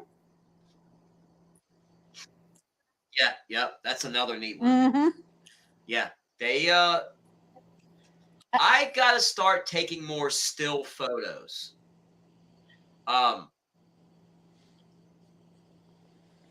Because you take several of them, and that's when they show up. Like every once in a while, I get them, and I've got them in the house. But the those still photos, like you ask them, can I take a picture? Can you stand there so I can take a picture? You know, they do stand there. Like you can get them to come through. You know, get like a misty looking thing. But I get that stuff a lot in the videos. I got to start taking stills though. You know, I got to start employing all of the tools. You know, I got to stop doing more than just this, you know, running the spirit box, because bring out everything you can. And it's like, Yep. I tell you, when you're doing the spirit box, also put your EVP out there too, because Yes. what you don't get on the spirit box, you'll get in the EVP. I got the flashlight. I got one of the twisty ones, a little mini mag light. They can twist those and turn those on and off. I want to get that. That's what I'm going to work on that, guys. I want to try to get that in one of the next couple of videos, to where you guys are hearing EVPs, you're seeing the lights light up at the same time, you know, so it gives it a little more validity. And I've had that happen before. I've had a K2 and a flashlight both light up simultaneously and go off simultaneously, so you can answer questions. What I want to do is have questions being answered in real time with the spirit box and the flashlight. Now, Lunar Paranormal does that. So I know I can. I want to show y'all. Y'all are like, you've seen it on shows. I'm going to show you that it's legitimate. It's real. They can do that. They can manipulate. Pull out all your punches, John. So, oh yeah, but that's we stay positive here. We don't feed into the negative. There's too much of that on here. You know, a lot of us have experienced that, and there's just no need for that. But yeah, we try to stay positive and balance the scales a little bit. There's a lot of negativity, especially this day and age, man, with the way the world's going politically, just the way people are in general. It's really upsetting, because I have grandkids that are going to have to grow up in this, and sucks, but you know, we'll have to make the best of it. But if you're not trying to make a difference and be a positive influence, you can't really bitch too much. You know, you can't, and you know, you can't bitch unless you're really trying to make a difference. So that's what we do here. We try to help people and make a difference, guys. Absolutely. So and at the end of the day, that's what it's all about. And that's it. You know, we'll validate everything that we can. I will do everything that I can. Yep. Yeah, guys, we're not a fan of cemeteries. Not many people are, honey. It takes a bunch of twisted people to be a fan. We just happen to be two of them. Yep, I love them. I mean, Me too. They're for the living, like, and it's not just for the families. Like, I go there and I learn about them. I see their names, I read their ages, whatever's on there. I think about their lives. I look, see who their family members are, see how old they were, how many kids they had. You know, things like I try to learn about them. They are for try the to living. research as much as you can, and yeah. Speaking of neighbors, there's that connection for a reason. Yes, and the neighbor thing. We visited my wife's grandfather today, and there's a couple of brothers that are buried right next door, and they both passed young. One was like 40, the other one was like early 30s.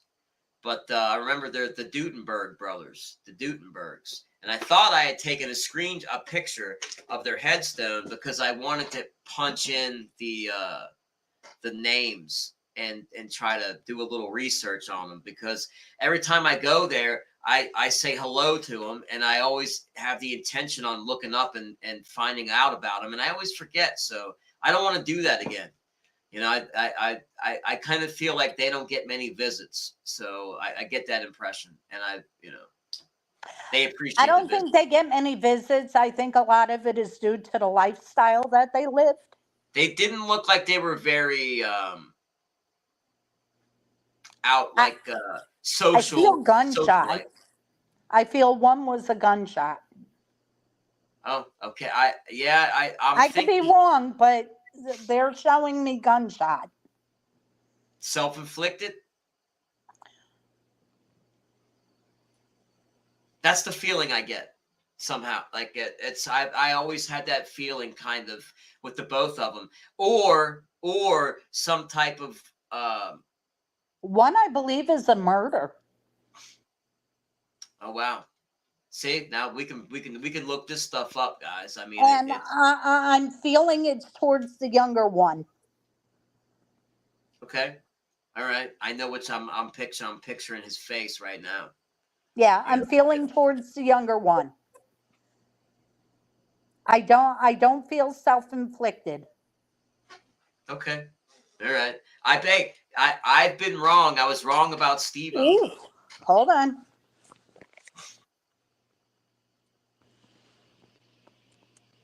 Okay, this may be wrong and it may be erased. Somebody may take it the wrong way, and I apologize now, but I'm going to get the information that I'm getting from them. And I feel that this was done to this young man, but I feel it's chalked up to a suicide because of the skin color. Nobody cared. Does that make sense to you?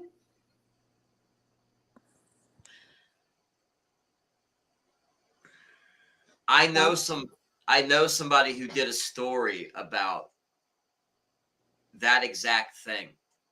And it was somebody that I know who asked me to help research and do some of the legwork with the behind the scenes stuff with this story. I wonder Is if it the same people or no? It's not. No, it's not. Okay, so then I'm picking up on somebody else. Okay. Yeah, guys. We could stay on here forever. I mean, I love doing this stuff, guys. But it's getting a little late. Too. She's We're got over 3 hours. I know, 3 hours plus, guys. So yeah, we'll do it again. We'll make this like a weekly thing, a weekly live, and we'll come on here and hang out and have a good time, guys. So smash that like button if you haven't already. Thank you for joining us. And if that applied to anybody, we'll continue this next week.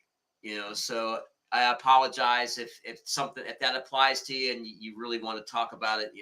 We could be on here forever. But if you want to talk about it, highstrung71@gmail. Reach out to Yahoo, Lynn yahoo.com. at Yahoo. There you guys go. It's in the chat. Smack. Absolutely, so guys, reach out. Yep. Have a good night, guys. And then next week, bring your questions. Yes. All right, guys. Good night, all. Next time.